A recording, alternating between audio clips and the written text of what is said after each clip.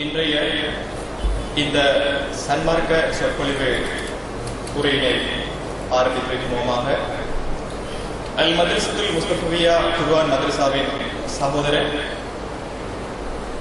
முகமது இஸ்ஹாக் அலி அவர்களின் கிராத்தோடு ஆரம்பித்து வைக்கப்பட உள்ளது. அதனை வழங்குவதற்காக சகோதரர் இஸ்ஹாக் அலி அவர்களை அன்போடு அழைக்கிறேன்.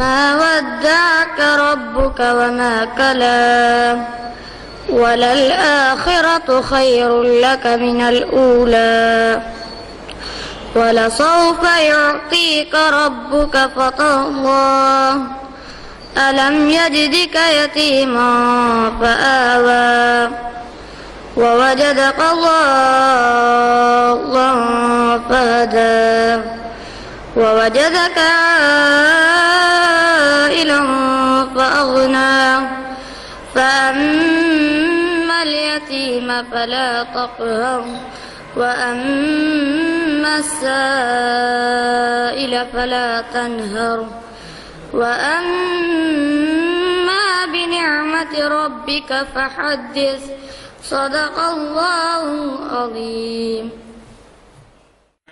வழங்கி சென்ற சகோதரன் இஸ்திஹாக் அலி அவர்களுக்கு ஜஸாக்கல்லாஹ் ஹைர்.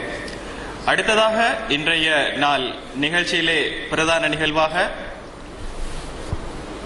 எமது அன்பான அழைப்பை ஏற்று இங்கு வருகை தந்திருக்கும் அனைவரையும் மீண்டும் ஒரு முறை வரவேற்றுக் கொள்வதோடு இன்றைய மார்க்க உபன்யாசனத்தினை வழங்குவதற்காக தென்னிந்தியா காயல்பட்டணம் மோஸ்கர் ரஹ்மான் பெண்கள் அரபு கல்லூரியின் பணிப்பாளர் அல்ஹாஜ் அல் ஹாஃபில் அப்துல் காதர் மஹலரி அவர்களுக்கு அழைப்பு விடுக்கின்றோம். அஸ்ஸலாமு அலைக்கும் வரஹ்மத்துல்லாஹி வபரகாத்துஹு. ஹம்தன் லிமன் خلقல் இன்சான் வஅல்லமஹுல் பயான் வஸ்ஸலாத்து வஸ்ஸலாமு அலா ரசூலில்லாஹ் وعلى آله حزب الله وأصحابه جند الله وبعد. فقد قال الله تعالى في القرآن العظيم والفرقان المجيد: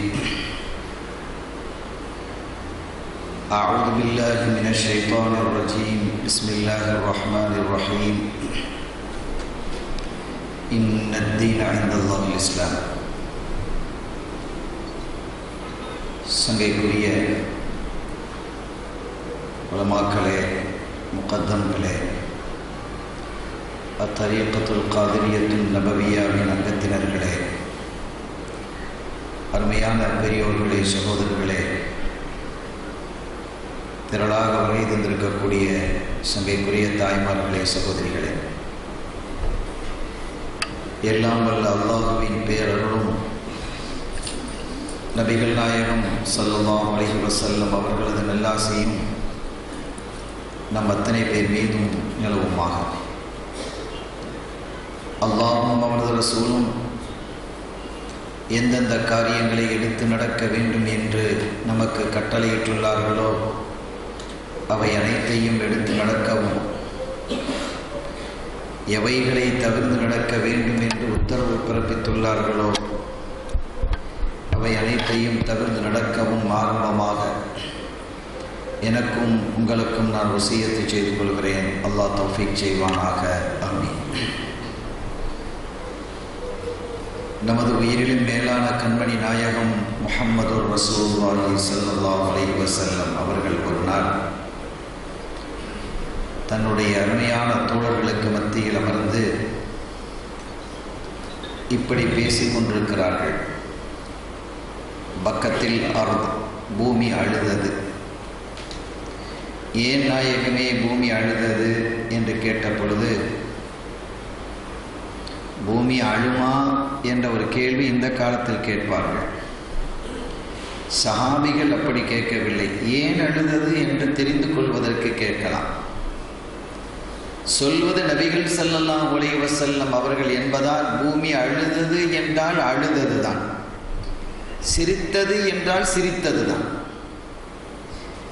பூமி அழுமா நாயகமே, பூமி சிரிக்குமா நாயகமே என்று கேட்கும் பண்புடையவர்கள் அல்ல தோழர்கள். அத்தகைய தூயவர்கள், நேர்மையானவர்கள். பூமி அழுதது என்பதை குர்ஆனும் சொல்லுகிறது, அது வேறு விஷயம். பூமி அழுதது என்பதை குர்ஆனும் சொல்லுகிறது. அல்லாஹ்விடத்தில் இது எப்படி அழும் என்று ரசூலும் கேட்க மாட்டார்கள். பூமி அழும், குர்ஆனும் சொல்லுகிறது, ஹதீதும் சொல்லுகிறது. நாம் அந்த செய்திகளுக்கு பின்னால் வர இருக்கிறோம். இன்றைய தலைப்பே அத்தரீக்கத்துல் காதிரியா. இந்த காதிரியாவிலிருந்து பல ஃபுரூகள், பல பிரிவுகள் இருக்கிறது. அந்த பிரிவுகளில் ஒன்று அந்நபவியா. இந்த அமைப்பின் மூலமாக நடத்தப்படக்கூடிய இந்த நிகழ்வில் காதிரியா தரீக்காவினுடைய ஸ்தாபகராக இருக்கக்கூடிய நம்முடைய குருநாதர், எல்லா பிரிவுகளும் ஒன்றாக இணையக்கூடிய இந்த காதிரியாவினுடைய குருநாதராக இருக்கக்கூடிய குத்துபுல் அக்தாம், ஃபர்துல் அஹ்பாப், கௌதுல் ஆலம், ஷேகுனா ஷேக் முஹையுத்தீன் அப்துல் காதிர் ஜீலானி கத்தஸல்லாஹு சிர்ரஹுல் அசீஸ் அவர்களினுடைய சிறப்பும் அவர்களுடைய வாழ்வியலில் நடந்த கராமத்து பற்றியும் உண்டான செய்திகள். அந்த கராமத், அவர்களுடைய சிறப்புகள் பற்றிய செய்திகளுக்கு சற்று கொஞ்சம் தாமதமாக வருவோம். அதற்கு முன்பாக ஒரு முன்னுரையாக அடிப்படையான செய்திகளை நாம் விளங்கிக் கொண்டால் அந்த தகவலுக்குள் நுழைவது மிக எளிதாக இருக்கும். அந்த வகையிலே நபிகள் ஸல்லல்லாஹு அலைஹி வஸல்லம் அவர்கள் சொல்கிறார்கள், பக்கத்தில் தோழர்களே, பூமி அழுதது. ஏன் அழுதது நாயகமே? அல்லாஹ்விடத்தில் அழுது முறையிட்டு பூமி சொல்லியது, ரப்பே, என்னுடைய முதுகின் மீது ஆயிரக்கணக்கான நபிமார்களுடைய பாதங்கள் பட்டு கொண்டு இருந்தது. அவர்களுடைய பாதங்களை சுமக்கக்கூடிய பாக்கியத்தை நான் பெற்றிருந்தேனே. நபிகள் நாயகத்தோடு அந்த பாக்கியம் முடிந்து போய் விடுகிறதே. இந்த பாக்கியத்தை நான் இழக்கிறேனே ரப்பே. இனிமேல் உன்னுடைய இறை தூதர்களை நான் சுமக்கும் பாக்கியத்தை பெற முடியாதா என்று அழுதது. நபிமார்களினுடைய பாதங்களை சுமப்பதை பெரும் பாக்கியமாக கருதியதுதான் இந்த பூமி. அப்படி ஒரு பாக்கியம் தன்னை விட்டும் விடைபெற இருக்கிறது என்பதை அறிந்த பொழுது அது அழுதது. கண்ணியத்திற்குரியவர்களே, அப்படி அழுத பொழுது அல்லாஹ் சொன்னான், பூமியே, நுபுவத்து என்ற ஒரு நிலை முடிய போகிறது என்பது உண்மைதான். அது முடிய போகிறது என்பது உண்மைதான். ஆனாலும் நபிமார்களினுடைய இதயங்களை கொண்டிருக்கக்கூடிய நல்லடியார்களை கியாம பரிவந்தம் வரை வந்து கொண்டே இருப்பார்கள் அந்த அவுலியாக்கள் என்று அல்லாஹ் பூமிக்கு சாந்தியை ஏற்படுத்தினான் என்று செய்தி ஹதீஸில் பதிவாகி இருக்கிறது. ஆக அவுலியாக்கள் நபிமார்களினுடைய இதயத்தை கொண்டிருப்பார்கள்.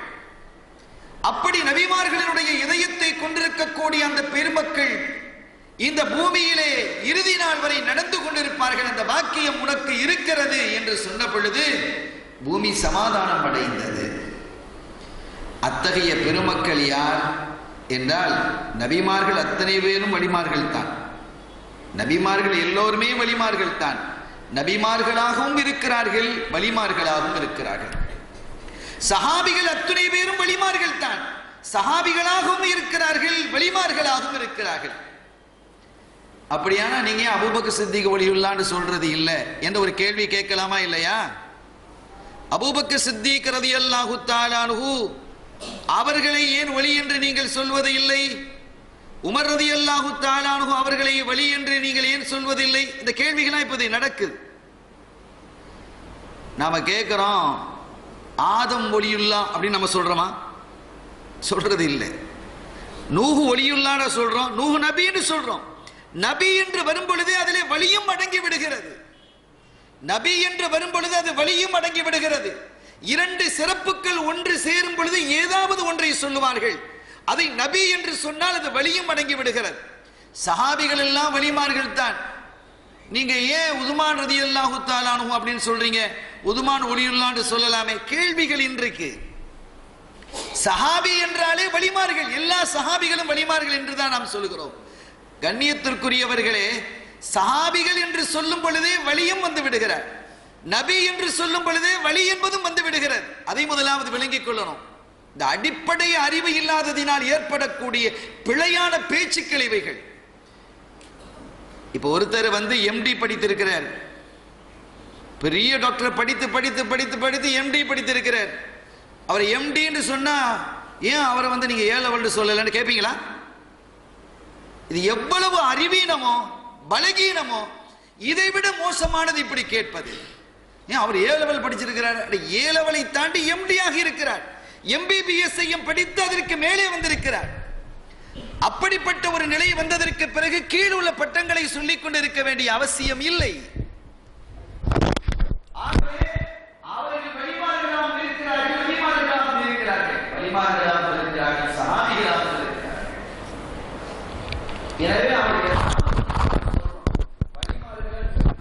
சொல்ல முடியுமா? உதாரணமாக நம்முடைய குருநாதர் குதுபுல் அக்தாப் பௌதுல் அஹலம் முஹய்யித்தீன் அப்துல் காதிர் ஜீலானி அவர்களை நபி என்று சொல்ல முடியுமா? சொல்ல மாட்டோம். நபி இல்லை. அவர்களை சஹாபி என்று சொல்வோமா? சஹாபி இல்லை. எப்படி சொல்வது? வலி என்று மட்டும்தான் சொல்ல முடியும். எனவே வலிமார்களாக மட்டும் இருக்கக்கூடியவர்களை வலிமார்கள் என்கிறோம். நபிமார்களாகவும் வலிமார்களாகவும் இருக்கக்கூடியவர்களை நபிமார்கள் என்கிறோம். சஹாபிகளாகவும் வலிமார்களாகவும் இருக்கக்கூடியவர்களை சஹாபிகள் என்கிறோம். இவ்வளவுதான் விஷயம். இதை போய் ஒரு பெரிய பிரச்சனையாக ஆக்கக்கூடாது. சரி, விஷயத்திற்கு வருகிறோம். இந்த வலிமார்கள் அவர்கள் நபிமார்களுடைய இதயங்களை கொண்டிருப்பார்கள் என்று சொன்ன பொழுது ஸல்லல்லாஹு அலைஹி வஸல்லம் அவர்களிடத்திலே சஹாபிகள் கேட்கிறாங்க, நாயகமே அவர்களுடைய அடையாளங்கள் என்ன? யாருடைய அடையாளங்கள்? வலிமார்களாக இருக்கக்கூடிய, வலிமார்களாக மட்டும் இருக்கக்கூடியவர்கள் அடையாளங்கள். இவங்க தான் வலிமார்களாகவும் சஹாபிகளாகவும் இருக்கிறார்களே. இனிமேல் ஒரு காலத்தில் வருவார்கள். அவர்களுடைய அடையாளங்களை பற்றி, அவர்களுடைய சிறப்புகளை பற்றி அருள் நபி ஸல்லல்லாஹு அலைஹி வஸல்லம் அவர்கள் விரிவாக எடுத்துச் சொல்லிக் கொண்டு வருகிறார்கள். நீண்ட செய்தி அது. அழகும் அறிவும் நம்முடைய அறிவுக்கு விருந்தும் அமைந்திருக்கக்கூடிய அற்புதமான தகவல் அது. இதை விரித்து மட்டும் நான் சொன்னால் லோகராயிடும். அதில் ஒன்றை மட்டும் நான் இங்கே குறிப்பிடுகிறேன். அவர்களுடைய சிறப்புகளை வரிசையாக சொல்லிக் கொண்டு வரும் பொழுது அவர்கள் ஒன்றை சொல்லுகிறார்கள். அவர்கள் யதவாஸலூன பில் அர்வாஹ். இந்த வலிமார்கள் இருக்கிறார்கள் அல்லவா, இவங்க எங்க இருப்பாங்க கேள்விக்கு பதில் சொன்னாங்க ஸல்லல்லாஹு அலைஹி வஸல்லம், ஃபீ புல்தானின் ஷத்தா. பல ஊர்களிலும் பல நகரங்களிலும் பல நாடுகளிலும் அவர்கள் இருப்பார்கள். பரவலாக அவர்கள் இருப்பார்கள். பல பகுதிகளிலும் அவர்கள் இருப்பார்கள். அவர்களுடைய சிறப்புகள், மரியாதை, கண்ணியம் என்ன என்பதை எல்லாம் வரிசையாக எடுத்துச் சொல்லிக் கொண்டு வரும் பொழுது அவர்கள் சொன்னார்கள், யதவாஸலூன பில் அர்வாஹ். ரூஹுகளை கொண்டு அவர்கள் தொடர்பு கொள்வார்கள். உலகத்திலே வாழக்கூடிய, உலகத்திலே இருக்கக்கூடிய அத்துணை வலிமார்களுக்கு இடையிலேயும் ஒரு கம்யூனிகேஷன், ஒரு தொடர்பு இருக்கிறது. அந்த தொடர்பு என்ன தொடர்பு தெரியுமா? குடும்ப உறவு அல்ல. அது இருக்கலாம், இல்லாமலும் இருக்கலாம். கொடுக்கல் வாங்கல் என்ற வியாபார தொடர்பும் அல்ல. அது இருக்கலாம், இல்லாமலும் இருக்கலாம். சில பேர் குடும்ப உறவா இருக்கலாம். ஹாஜா நாய் இருந்தாங்க, அஜ்மீர் ஹாஜா முஹைனுத்தீன் ஜிஷ்தி ரலியல்லாஹு தஆலா அவர்கள் குதுப் நாயகத்துக்கு உறவு முறை, ஹாஜா நாயகத்திற்கு குதுப் நாயகம் மாமா முறை. இருவரும் சந்தித்திருக்கிறார்கள், ஒரே காலத்தில் உள்ளவர்கள். சையத் அஹ்மது கபீர் ரிஃபாயி ரலியல்லாஹு தஆலா அன்ஹு அவர்கள் குதுப் நாயகத்தினுடைய காலத்திலே உள்ளவர்கள், சந்தித்திருக்கிறார்கள், ஒரே காலத்தில் உள்ளவர்கள். ஆக இந்த உறவுகள் இருக்கலாம். இந்த உறவை பற்றி ஸல்லல்லாஹு அலைஹி வஸல்லம் அவர்கள் பேசவில்லை. மாறாக என்ன சொன்னார்கள் தெரியுமா? யதவாஸலூன பில் அர்வாஹ். உலகத்தினுடைய பல பகுதிகளிலும் இருக்கக்கூடிய அவர்களுக்கு இடையிலே ஒரு தொடர்பு இருக்கிறது. அந்த தொடர்பு ரூஹுகளினால் ஏற்படக்கூடிய தொடர்பு. ரூஹ பத்தி நாம முழுமையா சொல்ல முடியாது. அந்த அறிவு இந்த சமூகத்திற்கு, மனிதர்களுக்கு கொஞ்சம் தான் தரப்பட்டிருக்கிறது என்று குர்ஆன் சொல்லுகிறது. எனவே அந்த ரூஹை பற்றிய ஆய்வு, ஆராய்ச்சி இன்று வரை நடந்து கொண்டிருக்கிறது. சில விஷயங்களை கண்டுபிடித்தும் இருக்கிறார்கள். அது சரியாகவும் இருக்கிறது. அது இருக்கலாம். குர்ஆனே சொல்லி காட்டுகிறது. கொஞ்சம் போன்ற அறிவு அவர்களுக்கு வழங்கப்பட்டிருக்கிறது ரூஹ் சம்பந்தமாக. எனவே பெரும் அறிவு வழங்கப்படுவதில்லை. இந்த கண் பார்க்கிறது, காது கேட்கிறது, கைகள் இயங்குகிறது, கால்கள் நடக்கிறது என்று சொன்னால் அதற்கு அடிப்படை ரூஹ் இல்லையா? உலகத்தினுடைய ஓட்டம் ரூஹை கொண்டிருக்கிறது. ரூஹினுடைய நிறம் என்ன, அதன் தன்மை என்ன, அது எப்படி இருக்கும், எங்கிருந்து வருகிறது, அது எங்கே போகிறது, எப்படி போகிறது என்றெல்லாம் கேள்விகள் எழுகிறதா இல்லையா? இந்த கேள்விகளுக்கெல்லாம் என்ன பதில்?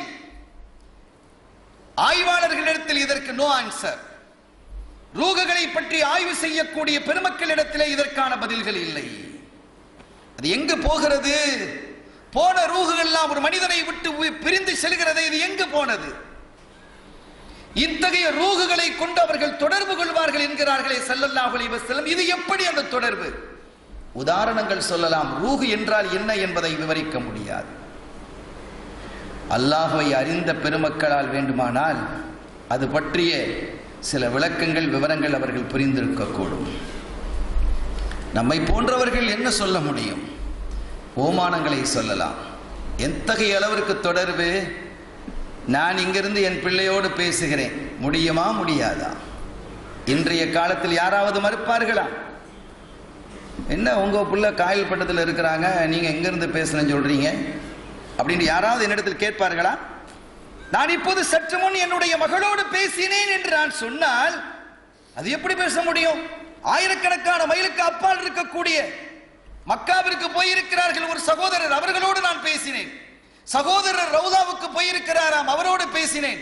அமெரிக்காவிலே இருக்கிறார், அவரோடு பேசினேன் என்று சொன்னால் பிழையா? இன்றைய காலத்தில் இல்லையே.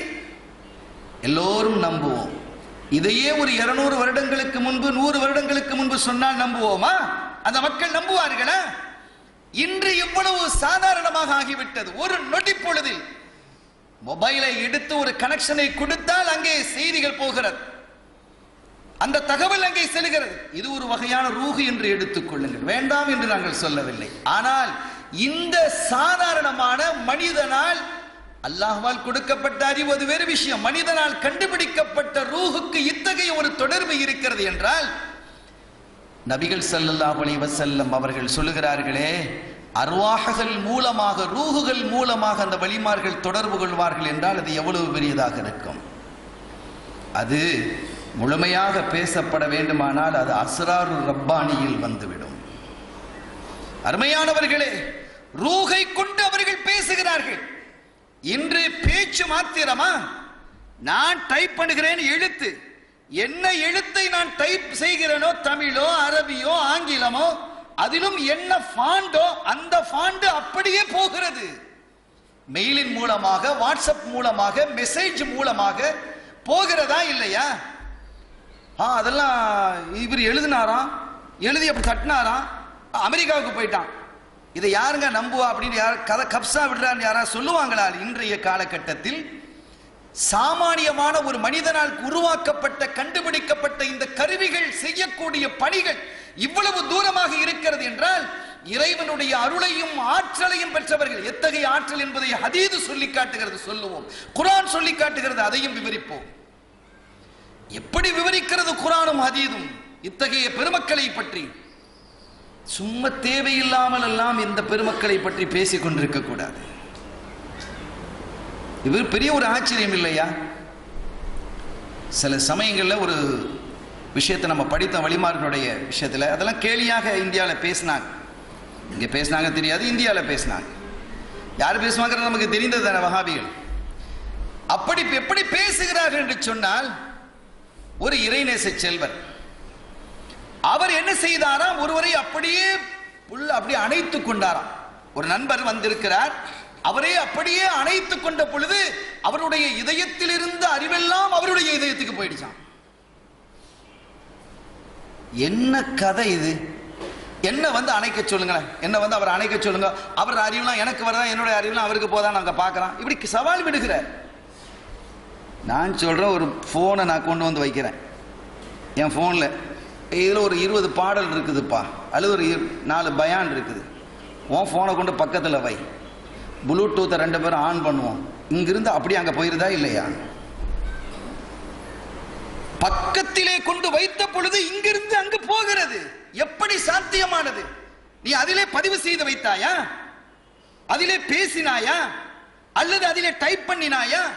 இங்க இருக்கக்கூடிய போட்டோவும் இங்க இருக்கக்கூடிய எழுத்தும் இங்க இருக்கக்கூடிய பேச்சும் இந்த மொபைலில் இருந்து இந்த மொபைலுக்கு எப்படி வந்தது? ஒன்றாக இணைத்தது ப்ளூடூத், அந்த ஆலிங்கனம் தான் அது.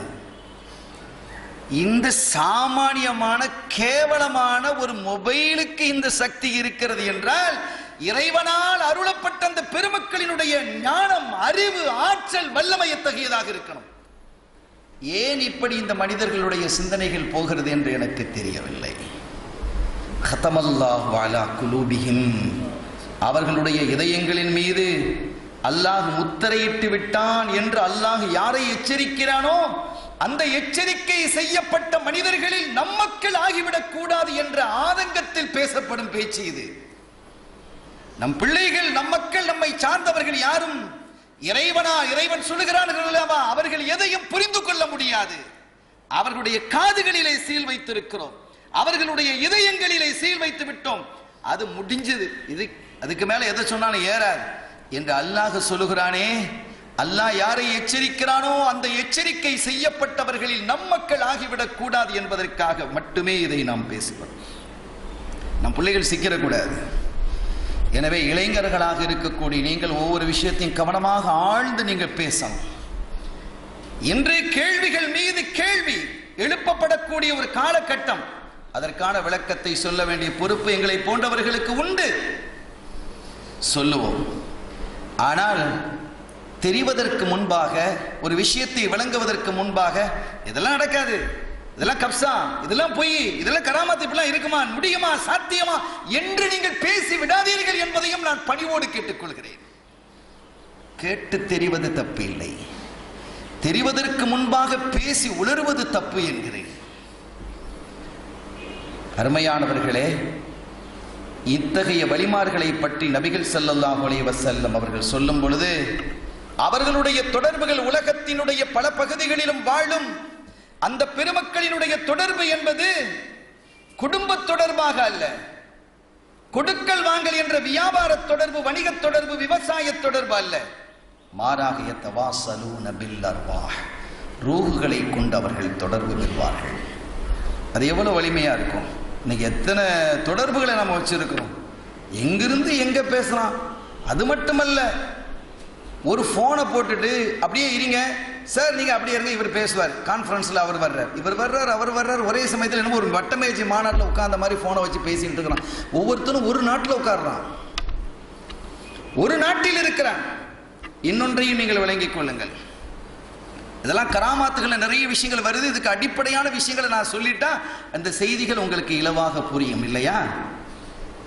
நான் சொல்றேன், நான் அந்த ஒரு அவுலியா சொல்றாங்க வரலாற்றில் பாருங்க, இந்த அவுலியா இவங்களோட பேசினாங்களாம், இவர் இரவிலே பேசினார் என்று இருக்கிறது, இந்த வரலாற்றிலே பகலிலே பேசினான் இருக்கிறது. இதுலயே நமக்கு தெரியுதா ஃப்ராடுன்னு தெரியுதா? அட, இவர் பேசினாரு, இவர் 2 பேரும் பேசி இருக்கிறாங்க, இந்த ரவுண்ட் அவுலியாவும் பேசினாங்க. அது பேச முடியுமா? அவர் ஒரு நாட்டில் இருக்க, ஒரு நாட்டில் இருக்கிறார், இது போகட்டும். பேச முடியுமா? அது சரி, பேச முடியும் என்று வைத்துக் கொண்டால் இப்படி எல்லாம் கேட்கிறாங்க. அவர் இரவுல பேசினாராம், இந்த கிதாப்ல வருது பகல்ல, இவர் பகல்ல பேசினாரு. இப்ப இதே பொய்ன்னு தெரியுதா இல்லையா? நான் இப்ப அமெரிக்காவில் இருக்கக்கூடிய ஒருத்தனோட பேசுறேன். நான் எப்ப பேசுறேன்? பகல்லையா இரவுலையா? பகலில். அவன் எப்ப பேசுறான்? இரவில். ஒரே நேரத்தில் பேசுகிறோமா இல்லையா? இப்போது அமெரிக்காவினுடைய நிலை என்ன? பகலா இரவா? இரவு. ஒரே நேரத்தில் தான் பேசுகிறோம், ஆனால் அவன் பேசுவது இரவு, நான் பேசுவது பகல். இப்படித்தான் செய்திகள் இருக்கிறது மௌலிதுகளில். ஆனால் இதை பார்க்கும் பொழுது சொல்லும்போது பாத்தீங்களா, செய்தி ஒன்று பகல் இரவு என்று வருகிறது, எவ்வளவு முரண்பாடு என்று கேட்கும்போது பாத்தீங்க, ஆமா இவர் என்னமோ எல்லாம் விளங்கின மாதிரி. எவ்வளவு எளிதான விஷயம் இது. கடலுக்குள்ள இருந்து பேசலாமா இல்லையா? சப்மரீன் உள்ள போது, கடலுக்குள்ள உட்கார்ந்து பேசிட்டு போது குத்துபு நாயகம் சொல்கிறார்கள், கடலுக்கு அடியில் இருந்தாலும் நான் வந்து காப்பாற்றுவேன் என்று. இன்னைக்கு முடிகிறதா இல்லையா? எப்படி வந்து காப்பாற்றப்படுகிறது? அங்கிருந்து தகவல் சொல்லுகிறான். இன்னும் இங்கிருந்து அவங்க எப்படி காப்பாற்றுவாங்க? பக்தாதில் இருப்பாங்களா, இவர் ஸ்ரீலங்கால வந்து காப்பாத்திட்டு வரான். கேட்கிறான் கேள்விகள். காப்பாற்ற முடியாதா? தகவல்கள் எங்கோ நடுக்கடலிலே சிக்கிக் கொண்டிருக்கக்கூடிய கப்பலில் இருந்து தகவல் வருகிறது, இந்த நிலையில் நாங்கள் சிக்கி இருக்கிறோம் என்று. உடனடியாக அடுத்த தகவல். ஒரு சின்ன விஷயத்தை நான் சொல்றேன். போன முறை நான் இலங்கைக்கு வந்திருந்த பொழுது ஒரு பகுதிக்கு நாங்கள் இரவிலே நிகழ்ச்சியை முடித்துவிட்டு வரும் பொழுது சரியான யானைகள் நிறைந்திருக்கக்கூடிய ஒரு காட்டில் வந்து எங்களுடைய வாகனம் நின்றுவிட்டது. கடந்த முறை வந்திருக்கும் பொழுது டிரைவர் சொல்றாரு, மாத்தையா இது பொல்லாத இடம், நமக்கும் தெரியும், யானையும் தெரியாது, பூனையும் தெரியாது. ராத்திரி 1 மணி, இந்த இடம் எப்படிப்பட்டது அவர் தான் சொல்றாரு, இது பொல்லாத இடம், யானைகள் நிறைய வரும். யானை வந்து சும்மா காலை வச்சாதான் போதுமே, வண்டி என்ன ஆகிறது, எங்க ஓடுவது என்று தெரியுமா? ஒரு தொலை தொடர்பு ஒரு நபரிடத்தில், ஒரு செய்திடத்தில் அங்கிருந்து 1 மணிக்கு தொடர்பு கொண்டோம். இப்படி இந்த இடத்துல இருக்க டிரைவர்கிட்ட கொடுங்க, நாங்கள் டிரைவர்கிட்ட கொடுத்தோம். 20வது நிமிஷத்தில் நமக்கு உதவி வந்து சேர்ந்தது. ஊரிலிருந்து வெகு தூரத்தில் நாங்கள் இருக்கிறோம். 20வது நிமிடத்தில் போலீஸ்காரர்கள் தங்களுடைய பாதுகாப்போடு வந்து என்ன செய்தார்கள், இறங்கி எங்களை பாதுகாப்பாக அழைத்து சென்றார்கள். எப்படி முடிந்தது? முடிகிறதா இல்லையா? இப்படி முடிகிறது என்று வரும் பொழுது குத்துபு நாயகத்தினுடைய தரம் என்ன, தரஜா என்ன என்பதை விளங்கிக் கொண்டால் இது ஒரு மேட்டர் இல்லை. பேச போகிறோம் அவங்களுடைய தரஜா என்ன, அவங்களுடைய வலிமை என்ன, இது பற்றி குர்ஆன் என்ன சொல்கிறது, ஹதீஸ் என்ன சொல்கிறது என்பதை தெளிவான விளக்கத்தோடு நாம் பேசும் பொழுது எல்லாமே தெளிவாக இருக்கும். அதற்கு பிறகும் யாருக்கும் தெளிவாகவில்லை என்றால் அது என்றும் தெளிவாகாது. அது மனம் முரண்டு என்பதை தவிர வேறு ஒன்றும் இல்லை. அதற்கு பிறகு என்ன சொல்ல முடியும் அவர்களை? அது அல்லாஹ்வினுடைய கையில் இருக்கிறது. சங்கையான பெருமக்களே, இப்படி ஒன்றை ஒருவர் வந்து காப்பாற்ற முடியும் என்று சொன்னால் சாதாரணமாக இன்றைய காலத்தில் அது நடந்து கொண்டிருக்கிறது. உடனடியாக உதவிகள் வருகிறது, மெசேஜ் உடனடியாக போகிறது, தகவல் உடனடியாக வந்து விடுகிறது, உதவியும் உடனடியாக வந்து விடுகிறது. இறை அன்பர்களால், இறை நேசர்களால் இது போன்ற உதவிகளை செய்ய முடியாது என்று இந்த காலத்தில் யாராவது சொன்னால் இவர்களை விட மடையர்கள் யார் இருக்க முடியும்? இவர்களை விட அறிவியனர்கள் யார் இருக்க முடியும்? எப்படியெல்லாம் உதவிகள் வந்து சேருகிறது.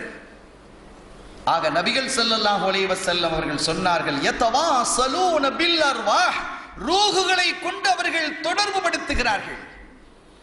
சாதாரணமாக இந்த லேசர், இந்த வேவ்ஸ், இந்த அலைகளின் மூலமாக இவ்வளவு பெரிய ஒரு தொடர்பை இந்த உலகத்தில் ஏற்படுத்த முடியும் என்று இருக்குமே, ஆனால் உண்மையிலே அடிப்படையில் இவைகள் ரூஹு இல்லை.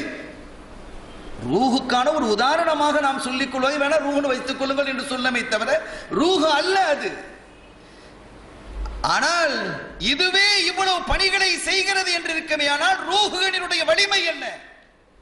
குலிர் ரூஹ் மின் அம்ரி ரப்பி, நாயகமே நீங்கள் சொல்லிவிடுங்கள், ரூஹு என்னுடைய இறைவனுடைய கட்டளையின் புறத்தில் உள்ளது, அவனுடைய ஆற்றல் புறத்தில் உள்ளது, அவனுடைய வலிமையின் புறத்தில் உள்ளது அல்லாஹ் சொல்றான். அல்லாஹ்வினுடைய வலிமைக்கு என்ன அளவுகோல் இருக்கிறது, என்ன கட்டுப்பாடு இருக்கிறது? இங்கிருந்து ஒரு ஸ்கட்டை அனுப்பினால் அது இத்தனை கிலோமீட்டர் தூரம் சென்று அந்த இலக்கை தாக்கும். சரி, அல்லாஹ்வினுடைய இலக்கு இதுவரை தான் இத்தனை கிலோமீட்டர் என்ற இலக்கை நிர்ணயிப்பீர்களா? இதற்கு மேலால் அல்லாஹ்வால் முடியாது என்று சொன்னார். அல்லாஹ் யாருக்கு சக்தி கொடுத்திருக்கிறானோ அவர்களால் முடியாது என்று சொன்னால் என்ன நிலை ஏற்படும்? ஈமானில் பலகீனம் அல்ல, ஈமானே இல்லாத நிலை ஏற்படுமா, ஏற்படாதா? யோசித்து பார்க்கணும். பேசிவிட்டு யோசிக்காதீர்கள், பேசுவதற்கு முன்பாக யோசியுங்கள். பேசிட்டு யோசிக்க கூட, பேசுறதுக்கு முன்னால யோசிச்சுட்டு பேசணும். இதுதான் மார்க்கம், இப்படித்தான் நமக்கு சொல்லித் தருகிறது. அந்த வகையில் உலகத்தில் வலிமார்களாக இருக்கக்கூடிய நாதாக்கள் உலகினுடைய பல பகுதிகளிலும் வாழ்ந்து கொண்டிருக்கிறார்கள். அவர்களுக்கு இடையிலே தொடர்புகள் இருந்து கொண்டிருக்கிறது என்று கண்மணி நாயகம் ஸல்லல்லாஹு அலைஹி வஸல்லம் அவர்கள் அறிவித்திருக்கிறார்கள். அப்படி அறிவித்திருக்கக்கூடிய எத்தனையோ பெருமக்களில், நாதாக்களில் நம்முடைய குருநாதர், நம்முடைய ஷேக் குத்துபுல் அக்தாப் மௌதுல் ஆலம் முஹியுத்தீன் அப்துல் காதிர் ஜீலானி கத்தஸல்லாஹு சிர்ரஹுல் அஸீஸ் அவர்களுடைய நினைவு கூறக்கூடிய மாதம் இது. அவர்களுடைய மௌலிதை ஓதக்கூடிய மாதம் இது.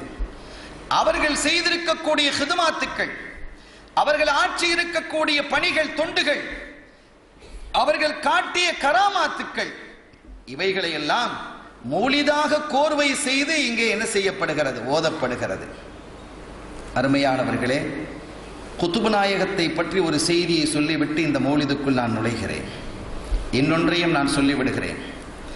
நிறைய கராமாத்துகள் இதிலே சொல்லப்பட்டிருக்கிறது. இதில் எல்லாவற்றையும் விரித்து சொல்ல வேண்டும் என்று சொன்னால் இன்றல்ல, நாளையும் அல்ல, நாளை மறுநாளும் இது முடியுமா? ஆகவே மக்களினுடைய சந்தேகத்திற்கு உரிய சில விஷயங்களை மாத்திரம் நான் எடுத்து, ஒரு பானை சோற்றுக்கு ஒரு சோறு பதம் என்பது போல சில விளக்கங்களை ஹதீஸ் குர்ஆனினுடைய அடிப்படையிலே நான் விளக்கும் பொழுது அதனுடைய யதார்த்தம் என்ன என்பதை எளிதாக புரிந்து கொள்ள முடியும். எனவே சில விஷயங்களை நான் உங்களுக்கு முன்வைக்கிறேன். அதற்கு முன்பாக குத்துபுல் அக்தாப் ரலியல்லாஹு தஆலா அன்ஹு, குத்துபு நாயகம் அவர்களுடைய வலிமை, அவர்களுடைய சிறப்பை பற்றி பல செய்திகள் இருக்கிறது. ஷரியத்து துறையாக இருந்தாலும் சரி, ஹக்கீகத் மாரிஃபத்தினுடைய துறையாக இருந்தாலும் சரி, எந்த துறையிலும் அவர்கள் காமிலாக இருந்திருக்கிறார்கள். ஷரியத் இந்த துறையிலே அவர்கள் எந்த அளவிற்கு மிக விற்பன்னராக இருந்தார்கள் என்பதற்கு ஒரு சிறு சான்றை குறிப்பிடுகிறேன். அதற்கு பிறகு மாரிஃபாவினுடைய நிலையில் அவர்கள் எந்த நிலையில் இருந்தார்கள் என்பதற்கும் ஒரு சான்றை குறிப்பிட்டு விட்டு நிறைய விஷயங்கள் இருக்கிறது. அதில் ஒன்று, இதில் ஒன்று. அதை சொல்லலையே இதை சொல்லலாம் சொல்லிக் கொண்டு இருக்க முடியாது. ஏதாவது நேரம் அவ்வளவுதான். எனக்கும் முடிய வேண்டும், நேரமும் இருக்க வேண்டும். எல்லாவற்றையும் கவனத்தில் கொண்டு ஷரியத் ரீதியாக ஒரு நிகழ்வு, மாரிஃபா ரீதியாக ஒரு நிகழ்வு, இந்த இரண்டு நிகழ்வுகளையும் நாம் இங்கே முன்வைத்த பொழுது குத்துபு நாயகம் அவர்களினுடைய வலிமை என்ன, சிறப்பு என்ன என்பதை நாம் விளங்கிக் கொண்டதற்கு பிறகு அவர்களுடைய மௌலிதிலே வரக்கூடிய கராமாத்துக்கள் இது எப்படி ஷரியத்தோடு இணைந்து போகிறது, இதை எப்படி குர்ஆன் அங்கீகரிக்கிறது, ஹதீஸ் எப்படி இதை கபூல் செய்கிறது என்பதை நாம் விரிவாக பார்ப்போம். குத்துபு நாயகம் ரலியல்லாஹு தஆலா அன்ஹு ஓதி கொண்டிருக்கிறாங்க. ஓரளவு ஓதி முடிச்சிட்டாங்க. இளமை பருவம் அது. முடித்ததற்கு பிறகு ஒரு கட்டத்தில் பக்தாதை விட்டு அவங்க வெளியில போறாங்க. அவங்க வாப்பாவுடைய வரலாறு, அவர்களுடைய அவங்க எந்த அளவுக்கு பேணுதலாக இருந்தார்கள், தாயுடைய வரலாறு, அவர்கள் இளம் வயதிலேயே அங்கு வழியாக இருந்ததை அவர்கள் அறிந்தது என்று பல நிகழ்ச்சிகள் இருக்கு. நான் அதுக்குலாம் உள்ள போகல. இப்ப ஷரியத்துடைய செய்தியாக ஒரு செய்தியை நான் சொல்றேன். நிறைய செய்திகள் இருக்கு. அவங்களுடைய வாழ்க்கை வரலாறு முழுவதையும் பேசி முடிக்க முடியாது. அதற்கான தருணமும் நேரமும் இடமும் இது அல்ல. தெளிவாக நீங்கள் விளங்கிக் கொள்ள வேண்டும். பல நிகழ்வுகளில் ஒரு நிகழ்ச்சியை மாத்திரம் உங்கள் முன் நான் சமர்ப்பிக்கிறேன். பக்தாதை விட்டு அவர்கள் வெளியேறுகிறார்கள். ஓதி முடிச்சாச்சு. பக்தாதில் இனி இருப்பது இல்லை என்று முடிவு செய்தார்கள். பக்தாதில் இருக்கிறது போறதுன்னு போயிட்டாங்க, பக்தாதை விட்டு போறாங்க. ஆனால் அல்லாஹ்வின் விருப்பம் அவர்கள் பக்தாதுக்கு திரும்பி வர வேண்டும் என்பதுதான். அப்படி அவர்கள் வெளியே போய்விட்டு சில காலம் கடந்து இறைவனால் அவர்களுக்கு இல்ஹாம் என்ற அந்த உணர்வு ஊட்டப்பட்டு அவர்கள் பக்தாதுக்கு வருகிறார்கள். இந்த வருகை தருவதற்கு சில நாட்களுக்கு முன்பாக, பக்தாதுக்குள்ள நுழைவதற்கு முன்பாக ஒரு பிரச்சனை பக்தாதிலே நடைபெறுகிறது. ஷரியத் ரீதியான ஒரு பிரச்சனை நடைபெறுகிறது.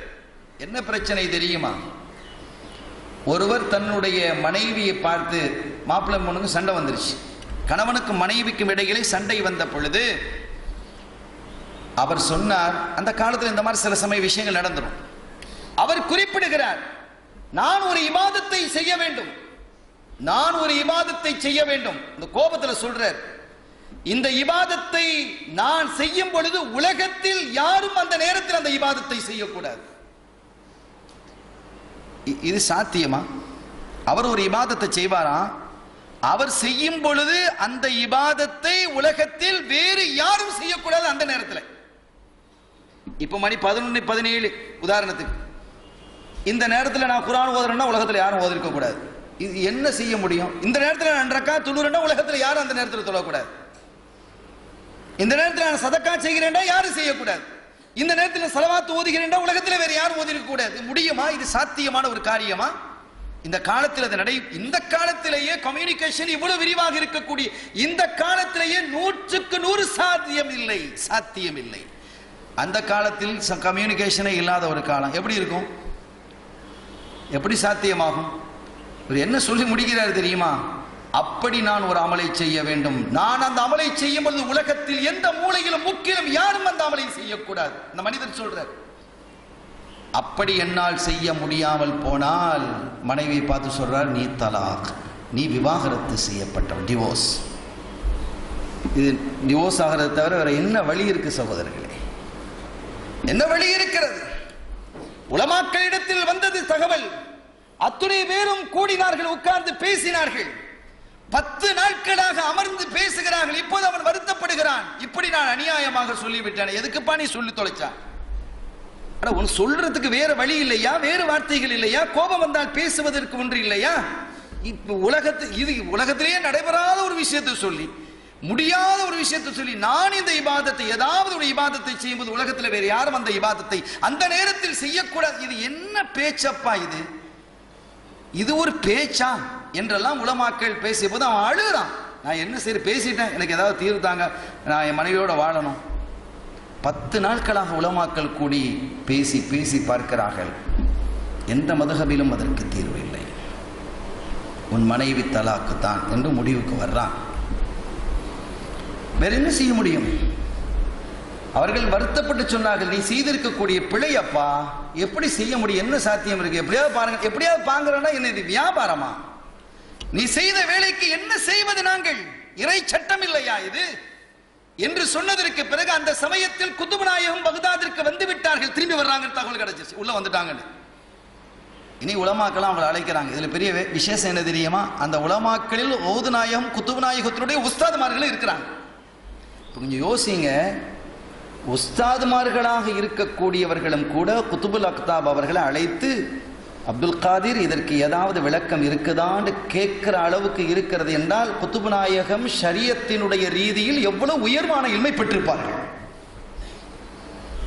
நீ சில பேர் பேசிக்கிட்டு இருக்கிறான் குதுப் நாயகத்தினுடைய ஷரியத்தினுடைய இல்மை பற்றி அவர்கள் பேசும் பொழுது, குதுப் நாயகத்திற்கு ஷரியத்தை கற்றுக் கொடுத்த ஆன்மீகவாதிகளும் அறிஞர்களும் பேரறிஞர்களும் அங்கே இருக்கிறார்கள். அவர்களெல்லாம் தன்னுடைய மாணவராக இருந்த பொழுதிலும் அவர்களுடைய தரம் என்ன, அவர்களுடைய தரஜா என்ன, ஒழுக்கம் என்ன, சீலம் என்ன என்பதை எல்லாம் அவர்கள் தெரிந்திருந்த நல்லாசிரியர்களாக இருந்தாங்க. ஹசது உள்ளவங்களா இருக்குல்ல. அதனால என்ன செஞ்சாங்க? கூப்பிட்டு, அப்துல் காதிர் இப்படி ஒரு பிரச்சனை வந்துருச்சு, நாங்க எல்லாரும் பார்த்தோம், 10 நாளா போட்டு தலையை உருட்டி பார்க்கிற முடியல, தலாக்கு என்று ஃபத்வா கொடுக்கிறோம், இதுக்கு ஏதாவது வழி இருக்கவா செய்கிறது? உங்களுக்கு ஏதாவது தோன்றுதா என்று கேட்ட பொழுது குதுப் நாயகம் சொன்னாங்க, ரொம்ப லேசான விஷயம், தலாக்கு உண்டாகாதே அப்படின்ட்டாங்க. உலமாக்கெல்லாம் திகைச்சு போறாங்க. அப்துல் காதிர் அப்படி ஒரு வழி இருக்கா? ஆம், வழி இருக்கிறது. சின்ன வழி தானே, பெரிய விஷயம் இல்லை. என்ன வழி? ஏதோ நம்ம முஃப்தி இருக்கிறாங்க, பக்தாதுடைய முஃப்தி, ஆமா, காதி, சரி, அவர்களே ஒரு கடிதம் எழுத சொல்லுங்கள். மக்காவில் இருக்கக்கூடிய காதிக்கு முஃப்திக்கு ஒரு கடிதம் எழுத சொல்லுங்கள். எப்படி கடிதம் எழுதுவது? இந்த கடிதத்தை இவரிடத்திலேயே கொடுத்து அனுப்புங்கள். இந்த ஆள் இருக்கிறார்ல, இந்த தேவையில்லாத வாழ்த்தை விட்டுட்டு முடிச்சுட்டு இருக்கிறாரு, இவர் கையிலேயே கொடுத்து மக்காவிற்கு அனுப்புங்கள். சரி, கொடுத்து அந்த காதி இடத்திலே, மக்காவினுடைய முஃப்தி இடத்திலே கொடுக்க சொல்லுங்கள். அதுல எழுத வேண்டியது, இந்த கடிதத்தை கொண்டு வர்றவர் என்னென்ன பிரச்சனை, இப்படி பண்ணிட்டாரு, தலாக்கு சொல்லி இப்படி சொல்லியிருக்காரு, தாழ்வுக்கு செஞ்சு வச்சிருக்கிறாரு, இவர் செய்யும் பொழுது உலகத்தில் யாருமே செய்யக்கூடாதான், அதனால் நீங்க ஒரு உதவி செய்யணும். அந்த உதவி இதுதான். காபத்துல்லாவை தவாப் செய்து கொண்டிருக்கக்கூடிய மக்களை ஒரு 10 நிமிஷத்துக்கு நிறுத்த சொல்லுங்க. இவரை மட்டும் தவாப் செய்ய சொல்லுங்க. உலகத்தில் வேற யாராவது தவாப் செய்வாங்களா? காபாவை தவாப் செய்யறது காபால மட்டும்தான் நடக்கும். 10 நிமிடத்துக்கு நிறுத்த சொல்லுங்க. நிறுத்த முடியுமா முடியாதா? இன்று காலத்தை போல பெரும் கூட்டங்கள் அங்கே இருக்கவில்லை. கூட்டங்கள் இன்று இருக்கிறது. அது கூடுமா கூடாதா என்பதை அல்லாஹ் பார்த்துக் கொள்கிறான், அது வேறு விஷயம். கூட்டமாக உம்ராவுக்கும் ஹஜ்ஜுக்கும் மக்கள் செல்கிறார்கள். அல்லாஹ் கபூல் செய்யட்டும் என்று பிரார்த்திப்போம். அருமையானவர்களே, ஆனால் அன்றைய காலத்தில் மிக சொற்பமானவர்கள் இருப்பார்கள். சொற்பமானவர்களும் சொர்க்கவாசிகளாக இருப்பார்கள். அப்படிப்பட்ட சில மக்கள் தான் தவாப் செய்து கொண்டிருப்பார்கள். ஹஜ்ஜுடைய நேரம் என்று இருக்குமே ஆனால், ரமலானுடைய நேரம் என்று இருக்குமே ஆனால் கூட்டம் அதிகமாக இருக்கும். அது அல்லாத ஒரு நேரம் இது. பெருசா ஒரு கூட்டம் இருக்கா, 30-40 பேர் இருப்பாங்க. அப்பா கொஞ்ச நேரம் இருங்க, நீங்க எல்லாம் கொஞ்ச நேரம் இருங்க அப்படின்னு உட்கார வச்சிருந்தாப்பா சுத்து 10 நிமிஷத்தில் முடிஞ்சு போயிடும். 10 நிமிஷம். இவர் இந்த தவாஃபை செய்யும் பொழுது உலகத்தில் இந்த இபாதத்தை வேறு யாரும் செய்யவில்லை. சுபஹானல்லாஹ் என்றார்கள்.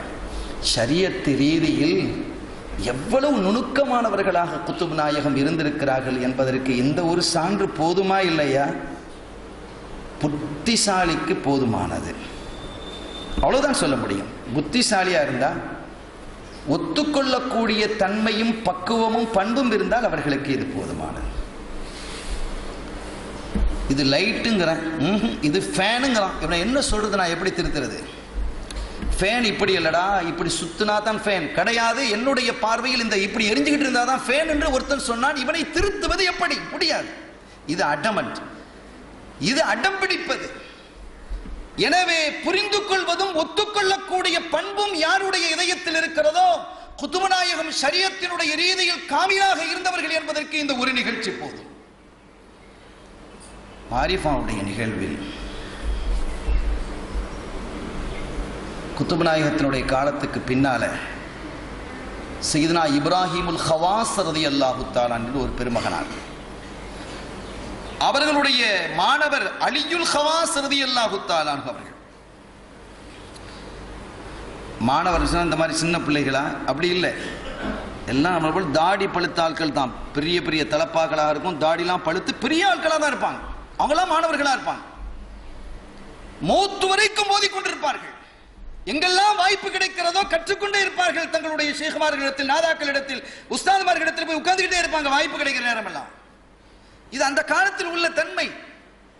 முந்தைய காலத்தில் இங்கே இலங்கையிலும் இந்தியாவிலும் எப்படி இருந்தது தெரியுமா? எல்லா வீடுகள்லையும் உலமாக்கள் இருந்தாங்க. அவங்க வியாபாரம் மேற்கொள்வாங்க, வெளிநாடுகளுக்கு போவாங்க. போயிட்டு என்ன செய்வாங்க, 2-3 மாசம் வருவாங்க. கல்யாணம் முடிஞ்சு பிள்ளை குட்டிலாம் இருக்கும். அந்த 3 மாசமா என்ன செய்வாங்க தெரியுமா? பள்ளி வாசல்ல மதரசாக்கள் போய் ஓதிக்கிட்டு இருப்பாங்க. அப்படி இருந்தது. இங்க இருக்கக்கூடிய பெருமக்களிடத்தில் நீங்கள் கேட்டு பாருங்கள். எங்க ஊரில் எல்லாம் அது நடந்தது. என்னுடைய வாப்பா அப்படி ஓதி இருக்கிறார்கள். எத்தனை வயசு எங்க வாப்பா ஓதும் போது? 55-60 வயசுல உட்கார்ந்து ஓதிக்கிட்டு இருப்பாங்க. வியாபாரத்துக்கு போவாங்க. கல்விக்கு நிறைவு முடிவு என்பது இல்லையே, இன்னைக்கு முடிந்து போயிடுமா? அப்படி பெருமக்கள் உட்கார்ந்து ஓதிக்கொண்டிருக்கிறார்கள். இப்ராஹிம் ஹவாஸ் ரலியல்லாஹு அன்ஹு அவர்களிடத்தில் அலியுல் ஹவாஸ் ரலியல்லாஹு அன்ஹு ஓதுறாங்க, பெரிய வயசு. ஒரு நாள் அவங்க கேட்குறாங்க, உஸ்தாத் ஷேக் ஒரு சந்தேகம் கேட்கலாமா? கேளுங்க. குத்துபு நாயகம் ரலியல்லாஹு தஆலா மகத்தான ஒரு இறைநேச செல்வர், மிகப்பெரிய ஒரு குத்துபு. ஆமாம், அவர்களுடைய காலத்திலே வாழ்ந்த சையதுனா அலியுல் ஹீத்தி ரலியல்லாஹு தஆலா அன்ஹு அவர்கள் மிகப்பெரிய இறைநேசர், ஒரு குத்துபு. ஆமாம், ரெண்டுக்கும் ஆமாங்கிறாங்க. அவங்களும் ஒரு குத்துபு தான், இவங்களும் குத்துபு தான். இந்த இருவரில் உயர்ந்த அந்தஸ்தில் உள்ளவர் யார், மேன்மையான அந்தஸ்தில் உள்ளவர் யார் என்று நான் தெரிந்து கொள்ளலாமா என்று கேட்ட பொழுது கொஞ்சமும் யோசிக்காமல் சையதுனா இப்ராஹிம் அல் ஹவாஸ் உஸ்தாத் பதில் சொன்னாங்க, குத்துபுல் அக்தாப் வதுல்லாஹ் முஹியுத்தீன் அப்துல் காதிர் ஜீலானி அவர்கள் தான் மிக உயர்ந்தவர்கள் சொல்லி முடிச்சிட்டாங்க. அப்போ இவங்க சொன்னாங்க, அலியுல் ஹவாஸ் சொல்கிறாங்க, உஸ்தாத் அவங்க மிகப்பெரிய ஒரு குத்துபுங்கிறது எனக்கு சந்தேகம் இல்லை, ஆனால் அலியுல் ஹீத்தியை விட அவர்கள் உயர்ந்தவர்கள் அல்ல. 2 பேரையும் ஒப்பிட்டு பார்க்கும்போது சையதுனா அலியுல் ஹீத்தி மிக உயர்ந்தவர்கள் குத்துபு நாயகத்தை விட. எப்படி சொல்கிறாய் உஸ்தாத் கேட்குறாங்க. என்னிடத்தில் 2 சான்றுகள் இருக்கிறது. அப்படியா, சொல்லுங்க, அந்த 2 சான்றை நான் கேட்கிறேன். வரலாற்றிலே நான் படித்தேன். அலியுல் ஹவாஸ் அவர்கள் மாணவர் சொல்கிறார்கள், நான் வரலாற்றிலே படிக்கிறேன். ஒரு முறை குத்துபு நாயகம் ரலியல்லாஹு தஆலா அன்ஹு அவர்களினுடைய மஜ்லிஸ் நடந்து கொண்டிருக்கிறது. பல்லாயிரக்கணக்கான மக்கள் உட்கார்ந்து கேட்டுட்டு இருக்கிறாங்க. இன்னைக்கு கேட்பான், பல்லாயிரக்கணக்கான மக்களுக்கு அந்த காலத்தில் மைக்கா இருந்ததுன்னு, அது போய் எப்படி சேருது, எப்படி சேர்ந்தது, அதெல்லாம் சேர முடியுமா, இது எப்படிங்க விளங்கும் அப்படின்னு கேட்கக்கூடிய காலம் தானே இது. இந்த காலத்தில் இதெல்லாம் கேட்கறேன்னா பெரிய ஒரு ஆச்சரியம். ஸல்லல்லாஹு அலைஹி வஸல்லம் அவர்கள் அரஃபா மைதானத்திலிருந்து பேசினாங்க. கூடாரத்தில் இருந்து கொண்டு, வெளியில் இருந்து கொண்டு 1,24,000 சஹாபிகள் கேட்டார்களே, எப்படி கேட்டார்கள்? அவர்களுடைய காதிலே போய் விழுந்தது. எப்படி விழுந்தது? மைக் இருந்ததா? எதை எப்படி பேச வேண்டுமோ அதை அப்படி பேச வேண்டும். என்னை போல் அவர், அவரை போல் நான் என்று நினைத்து பேசினா இந்த குழப்பம் தான் வந்து சேரும். என்ன மாதிரி நினைச்சுக்கிட்டு மற்றவங்களை பேசினா அப்படி பேச முடியுமா? கண்ணியத்திற்குரியவர்களே, அதனால தான் ரசூலுல்லாவே நம்மை போன்றவர் என்று சொன்னதற்கு பிறகு இதெல்லாம் ஏமாத்திரண்டு ஆயிடும். மிக கவனமாக இருக்க வேண்டும், ஈமானை பாதுகாத்துக் கொள்ள வேண்டும் சகோதரர்களே. அலியுல் ஹமாஸ் ரலியல்லாஹு தஆலா அவர்கள் சொன்னார்கள், குத்துபு நாயகம் மிக உயர்ந்தவர்கள் தான், ஆனால் அலியுல் ஹீத்தி அதைவிட மிக உயர்ந்தவர்கள். எப்படி உயர்ந்தவர்கள்? ஒரு முறை குத்துபு நாயகம் பேசிக் கொண்டிருக்கிறார்கள், அவர்களுடைய மஜ்லிஸ் நடந்து கொண்டிருக்கிறது, மக்களுக்கு நசீஹத் உபதேசம் செய்து கொண்டிருக்கிறார்கள். அலியுல் ஹீத்தி இப்படி உட்கார்ந்து இருக்கிறாங்க, உட்கார்ந்து தூங்கிக்கிட்டு இருக்கிறாங்க. குத்துபு நாயகத்தினுடைய மஜ்லிஸ்ல அலியுல் ஹீத்தி ரலியல்லாஹு தஆலா அமர்ந்து தூங்கிக் கொண்டிருக்கிறார்கள். தூங்குவதை பார்க்கிறார்கள். குத்துபு நாயகம் தன்னுடைய பேச்சை நிறுத்துகிறார்கள். அலியுல் ஹீத்தி அவர்களினுடைய தூக்கம் கெட்டு போய் விடுமோ என்று பேச்சை நிறுத்திவிட்டு அலியுல் ஹீத்தி அவர்களுக்கு பக்கத்துல வந்து குத்துபு நாயகம் கையை கட்டி நிக்கிறாங்க. அவங்க தூக்கம் கெட்டு போயிடக்கூடாது அப்படின்னு கையை கட்டி நிக்கிறாங்க. பாருங்க, குத்துபு நாயகத்தினுடைய பேச்சை விட அலியுல் ஹீத்தி ரலியல்லாஹு தஆலா அவர்களுடைய தூக்கம் மேன்மை என்பதை குத்துபு நாயகமே தெளிவுபடுத்தி இருக்கிறாங்க. இது நடந்த நிகழ்ச்சி. ஆமாம், அது நடந்தது. இப்ராஹிம் ஹவாஸ் ரலியல்லாஹு அன்ஹு உஸ்தாத் சொன்னாங்க, ஆமா அது நடந்தது. சரி, ஒரு சான்று சொல்லிட்டீங்க, இன்னொரு சான்றையும் சொல்லி முடிச்சிருங்க. நான் ஒரு கனவு கண்டேன். கனவுண்டா நாதாக்கள் காணக்கூடிய கனவு. நம்ம கனவு எப்படிலாம் இருக்குன்னு தெரியத்தானே செய்யும். சில கனவுகளை வந்து சில பேர் கேட்குறாங்க, ஹஸ்ரத் நான் இப்படி கனவு கண்டேன், அதுக்கு விளக்கம் என்ன அப்படின்னு கேட்டான். என்ன கனவு? யானை துறைச்சதுங்கிறான், பாம்பு வந்து விழுந்ததுங்கிறான், திருடன் வந்தான். இந்த மாதிரி கனவுகள். சரி, பலவிதமான கனவுகள் வரும். அலியுல் ஹமாஸ் ரலியல்லாஹு தஆலா அவர்கள் குறிப்பிடுகிறார்கள், நான் ஒரு கனவு கண்டேன். அந்த கனவிலே ஹதீரத்துல் குதுஸியை நான் பார்க்கிறேன். படிக்கட்டுகள் ஏறி ஹதீரத்துல் குதுஸிக்கு போகிறது. அற்புதமான விரிப்பு விரித்து வைக்கப்பட்டிருக்கிறது படித்த படிக்கட்டுகளில். ஹதீரத்துல் குதுஸி என்றால் என்ன, அது என்ன படிக்கட்டு என்பதையெல்லாம் பெருமக்களாகிய நாதாக்களாகிய அவரவர்கள் தங்களுடைய ஷேகுமார்களிடத்தில் கேட்டு தெரிந்து கொள்ள வேண்டும். சரி, நான் இந்த விவரத்தை பேசுவதற்கு வரவில்லை என்பதையும் நான் ஆரம்பத்திலேயே தெளிவுபடுத்தி விட்டேன். ஹதீரத்துல் குதுஸிக்கு செல்லக்கூடிய படிக்கட்டு, அதை நான் காணுகிறேன். படிக்கட்டுக்கு கீழே பல்லாயிரக்கணக்கான, ஏன் லட்சக்கணக்கான ஒளிமார்கள் குழுமி நிற்கிறான். நிறைய ஒளிமார்களா இருக்கிறான். யார் எவர்னு கண்டுபிடிக்க முடியல, அவ்வளவு பெரிய கூட்டம். நான் முதல் படியில ஏறினேன். படினா சின்ன பெரிய படியா இருக்கு, அதுலயும் பல லட்சக்கணக்கான பேர் இருக்கிறாங்க. ஆனா கீழே இருந்ததை விட கொஞ்சம் குறைவா இருக்கு. அப்படித்தானே இருக்கும். தரஜாக்கள் ஏற ஏற சாதாரண ஒரு போலீஸ்காரன், அதுக்கு மேல கொஞ்சம் இன்ஸ்பெக்டர், சப் இன்ஸ்பெக்டர், அதுக்கப்புறம் இன்ஸ்பெக்டர், அதுக்கப்புறம் டிஐஜி, அப்புறம் ஐஜி, அது இதுன்னு போக போக போக எண்ணிக்கைகள் குறைஞ்சிக்கிட்டு தான் வரும். யூகேஜி படித்தவங்க எத்தனை பேர் இருப்பாங்க? எல்லாரும் யூகேஜி படிச்சிருப்பாங்க. எல்லாரும் ஏ லெவல் படிச்சிருப்பாங்களா?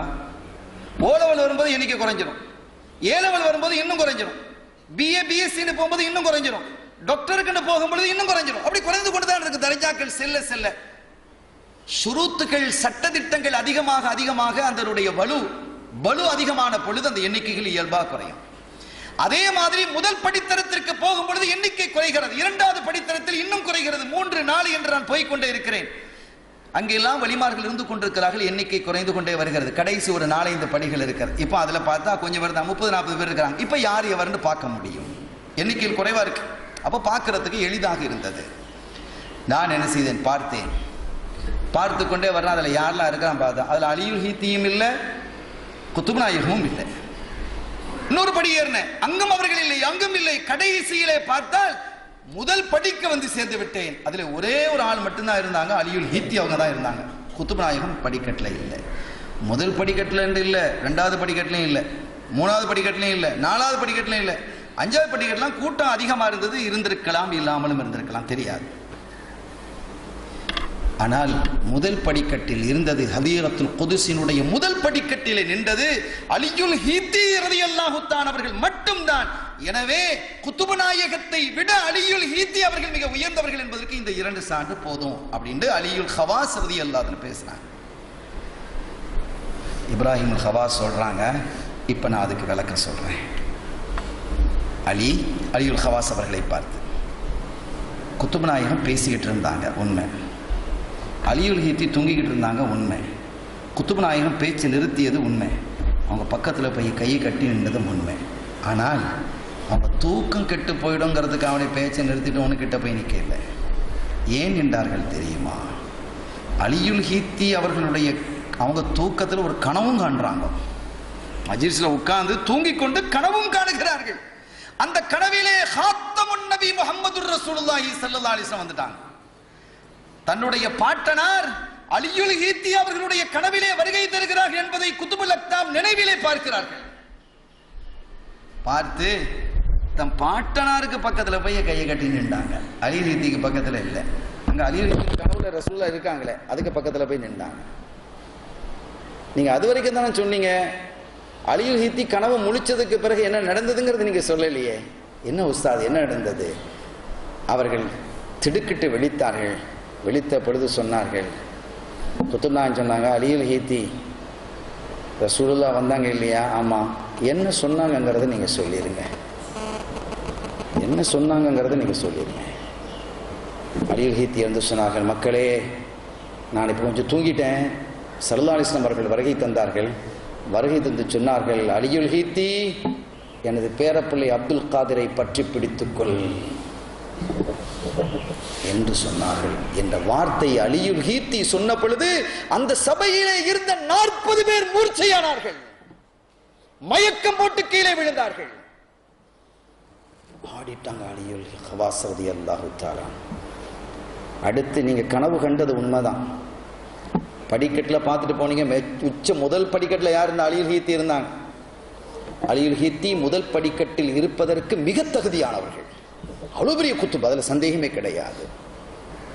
குத்துப் நாயகம் அந்த முதல் படித்தட்டுலையும் இல்லை, 2வது தரஜானில் இல்லை, 3வது தரஜானில், 4வது தரஜானில் இல்லை. அதுக்கு கீழே இருக்கிறாங்களா இல்லையாங்கிறது தெரியாது. ஏன்னா பெரிய கூட்டமால இருக்கு, கண்டுபிடிக்க இயலாது அப்படின்னு நீங்க சொன்னீங்க. சரி, முதல் படிக்கட்டு வரைக்கும் போனீங்களே, அதுக்கு பிறகு என்ன இருந்ததுன்னு கேட்கிறாங்க. அலியுல் ஹவாஸ் அலி, அதற்கு பிறகு என்ன இருந்தது? உஸ்தாத், அதுக்கு பிறகு ஒரு திரை இருந்தது, ஒரு ஹிஜாப் இருந்தது. இருந்ததா? ஆமா. திரைக்கு உள்ள திரையை நீக்கிக்கிட்டு போனீங்களா? இல்லை. அந்த படிக்கட்டையும் தாண்டி திரையை நீக்கிக் கொண்டு உள்ளே போனால் குத்துபு நாயகத்தை நீங்கள் பார்த்திருக்கலாம். படிக்கட்டில் நிற்க வேண்டியவர்கள் அல்ல அவர்கள் என்பதையும் நீங்கள் விளங்கிக் கொள்ளணும். கையை உயர்த்திட்டாங்க அலியுல் ஹவாஸ் ரலியல்லாஹு தஆலா. இது இந்த செய்தி நம்பக்கூடியவர்களுக்கு உண்டானது செய்தி. ஒரு தகவலை சொல்லிருக்கிறோம். அவர்கள் இர்ஃபானினுடைய இல்மில், நிலையில், தரஜாவில் எவ்வளவு உன்னதமான இடத்தில் குத்துப் நாயகம் இருந்தார்கள் என்பதற்கான ஒரு சான்று இது. ஆக ஷரியத்து ரீதியாகவும் ஹகீகத் மாரிஃபத் ரீதியாகவும் ஒவ்வொரு சான்றையும் நாம் முன்வைத்திருக்கிறோம். அவர்கள் எல்லாவற்றிலும் காமிலாக இருந்திருக்கிறார்கள் என்பதற்கு இந்த 2 செய்திகளும் நம்பிக்கையாளர்களுக்கு போதுமானது என கூறிக்கொண்டு அடிப்படை விஷயத்திற்கு நான் வருகிறேன். சங்கையானவர்களே, இப்ப என்ன அப்படின்னு கேட்டா, குத்துப் நாயகத்தினுடைய மௌலிதுக்கு நாம இப்போ வர்றோம். உங்களுக்கு ஃபண்டமெண்டல் என்னங்கிறத நான் விவரிச்சிருக்கிறேன். ஒரு அடிப்படையான விஷயங்களை நான் விவரிச்சிருக்கிறேன்.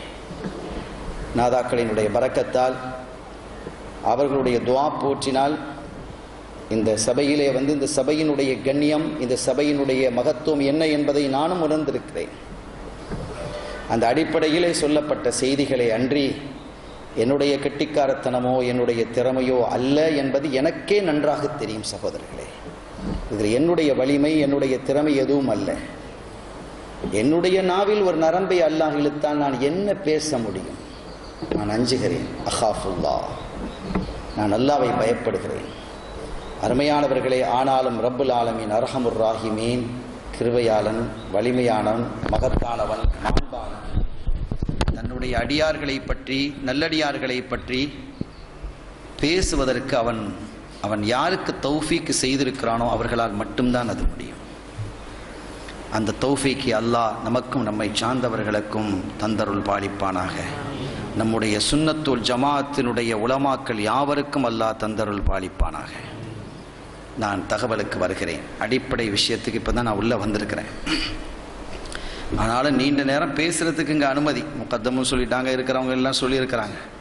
ஆனால் என்னையும் நான் கொஞ்சம் யோசிக்க வேண்டியது இருக்கிறது என்பதை நீங்கள் உணர்ந்து கொள்ள வேண்டும். முதல் தகவல், குத்துப் நாயகம் ரலியல்லாஹு தஆலா அன்ஹு அவர்கள் அபூபக்கரில் ஹமாமி ரதியல்லாஹு தஆலா அன்ஹு அவங்களும் பக்தாதை சேர்ந்த அபூபக்கருல் ஹமாமி ரதியல்லாஹு தஆலா அன்ஹு அவர்கள் சம்பந்தமாக ஷரியத் குத்துபு நாயகத்தில் இடத்துல முறையிடுகிறது. இது 9வது பக்கத்திலே நம்முடைய இந்த நபவியால் வெளியிடப்பட்ட இந்த மௌலிது ஷரீஃபில் 9வது பக்கத்தில் அது இடம்பெறுகிறது. சங்கையானவர்களே, அபூபக்கருல் ஹமாமி ரலியல்லாஹு தஆலா அன்ஹு அவர்கள் சில வாழ்க்கையில சின்ன சின்ன தவறுகள் நடக்கலாம், யாருக்கும் நடக்கலாம். நபிமார்களுக்கு நடக்காது, மலக்குமார்களுக்கு நடக்காது, மற்றவர்களுக்கு நடக்கலாம். அல்லாஹ் திருத்தி கொடுப்பான், அது அவன் பொறுப்பேற்றுக்கிறான். அப்படிப்பட்ட நிலையில் அபூபக்கர் ஹமாமி ரலியல்லாஹு தஆலா அவர்களை பற்றிய ஒரு தகவலை, இப்படி சின்ன சின்ன பிழைகள் அவர் செய்திருக்கிறார் என்ற தகவலை ஷரியத் குத்துபு நாயகத்திடத்தில் சொல்லியதாக மௌலிதில் ஒரு செய்தி இடம்பெறுகிறது. இது கேட்கிறாங்க, ஷரியத் இப்படி சொல்லுமா? ஷரியத் ஷரியத் என்ன ஒரு மனுஷனா? அது ஒரு கிளியா இருந்தாலும் அது பேசும், பயிற்சி கொடுத்தா மைனா பேசும். ஷரியத்துங்கிறது என்ன? அது எப்படி பேசும்? இது எப்படி சாத்தியமாகும்? இது நடைமுறைப்படுத்த முடியுமா? ஷரியத் பேசுமா என்ன? அதற்கான வாய் இருக்கிறதா, நாக்கு இருக்கிறதா, பல் இருக்கிறதா என்று நாக்கிலே பல் போட்டு பேசுபவர்கள் நிறைய பேர் இருக்கிறாங்க. இந்த நாட்டிலும் அந்த நாட்டிலும் பேசுறாங்க. இதை எப்படி ஏற்றுக்கொள்ள முடியும்? எனக்கும் ஒரு தகவல் ஒருத்தர் பேசினதை அனுப்பி இருக்கிறார். பாருங்க ஹஸ்ரத் இப்படி பேசுறான்னு சொல்லி, இந்த நாட்டுக்காரர் தான். நான் வச்சிருக்கேன், வாட்ஸ்அப்ல வந்திருக்கு தகவல். நான் அதையும் கேட்டுட்டு தான் பேசுறேன். அது காமெடியா பேசுறார், அது பகடியா பேசுறார். பாருங்க, இதுதான் முஹிதீன் மௌலிது. ஷரியத் குத்துபு நாயகத்திடத்துல முறையிட்டு தான். அப்ப ஷரியத்தை விட முஹிதீன் பெரிய ஆளா? பேசுறது பேச்சு ரலியல்லாஹு தஆலா அவர் பெரிய ஆளா? சரி, ஷரியத்துக்கு என்ன பாதி, என்ன உருவம் இருக்கு? கருப்பா, சிவப்பா, வெள்ளையா, பச்சையா என்றெல்லாம் கேள்விகளை எழுப்பி, இதெல்லாம் நடைமுறைக்கு சாத்தியமில்லாத ஒரு விஷயம். இப்படிப்பட்ட ஒரு விஷயத்தை இந்த மௌலிதில் எழுதி வச்சிருக்கிறாங்க. இதெல்லாம் குப்பை என்பது உங்களுக்கு விளங்கவில்லையான்னு அவர் பேசுறார். பல இடங்களையும் அங்கேயும் பேசுறாங்க, அங்கேயும் பேசுறாங்க. அருமையானவர்களே, இது சாதாரணமான நிறைய ஆதாரங்களுக்கு உட்பட்டது. இது நிறைய ஆதாரங்களுக்கு உட்பட்டது. முதல் செய்தி, இந்த செய்தி ஸல்லல்லாஹு அலைஹி வஸல்லம் அவர்கள் சொல்றாங்க. என்ன சொல்கிறார்கள் என்றால், அல்லாஹு தஆலா படைப்புகளை எல்லாம் படைத்து நிறைவுபடுத்தியதற்கு பிறகு குடும்ப உறவு, சிலத்துர் ரஹம், குடும்ப உறவு எழுந்து சொல்லியதாம், இறைவா, என் உறவை விட்டும் விலகி இருக்கக்கூடியவர்களை பற்றி உன்னிடம் முறையிடக்கூடிய நேரம் இது என்று யார் பேசுதா? குடும்ப உறவு பேசுதான். குடும்ப உறவு பேசுகிறது என்று சொல்வது யார்? கண்மணி நாயகம் ஸல்லல்லாஹு அலைஹி வஸல்லம் சொல்றாங்க, குடும்ப உறவு எழுந்து நின்று அல்லாஹ்விடத்தில் அது பேசுகிறது, இறைவா, என்னை விட்டும் விலகி நிற்கக்கூடியவர்கள், அவர்களை பற்றி பேசக்கூடிய நேரம் இது, அவர்களை விட்டு காவல் தேடும் நேரம் இது என்று குடும்ப உறவு பேசுகிறது. ஒரு குடும்பம் பேசிச்சுன்னா குடும்பம் 4 பேர், குடும்ப உறவு எப்படி பேசும்? இது என்ன, எப்படி பேசும்? பேச முடியுமா? இந்த ஷரியத்து பேச முடியாது என்றால் குடும்ப உறவும் பேச முடியாது. குடும்ப உறவு பேச முடியும் என்றால் ஷரியத்தும் பேசும்.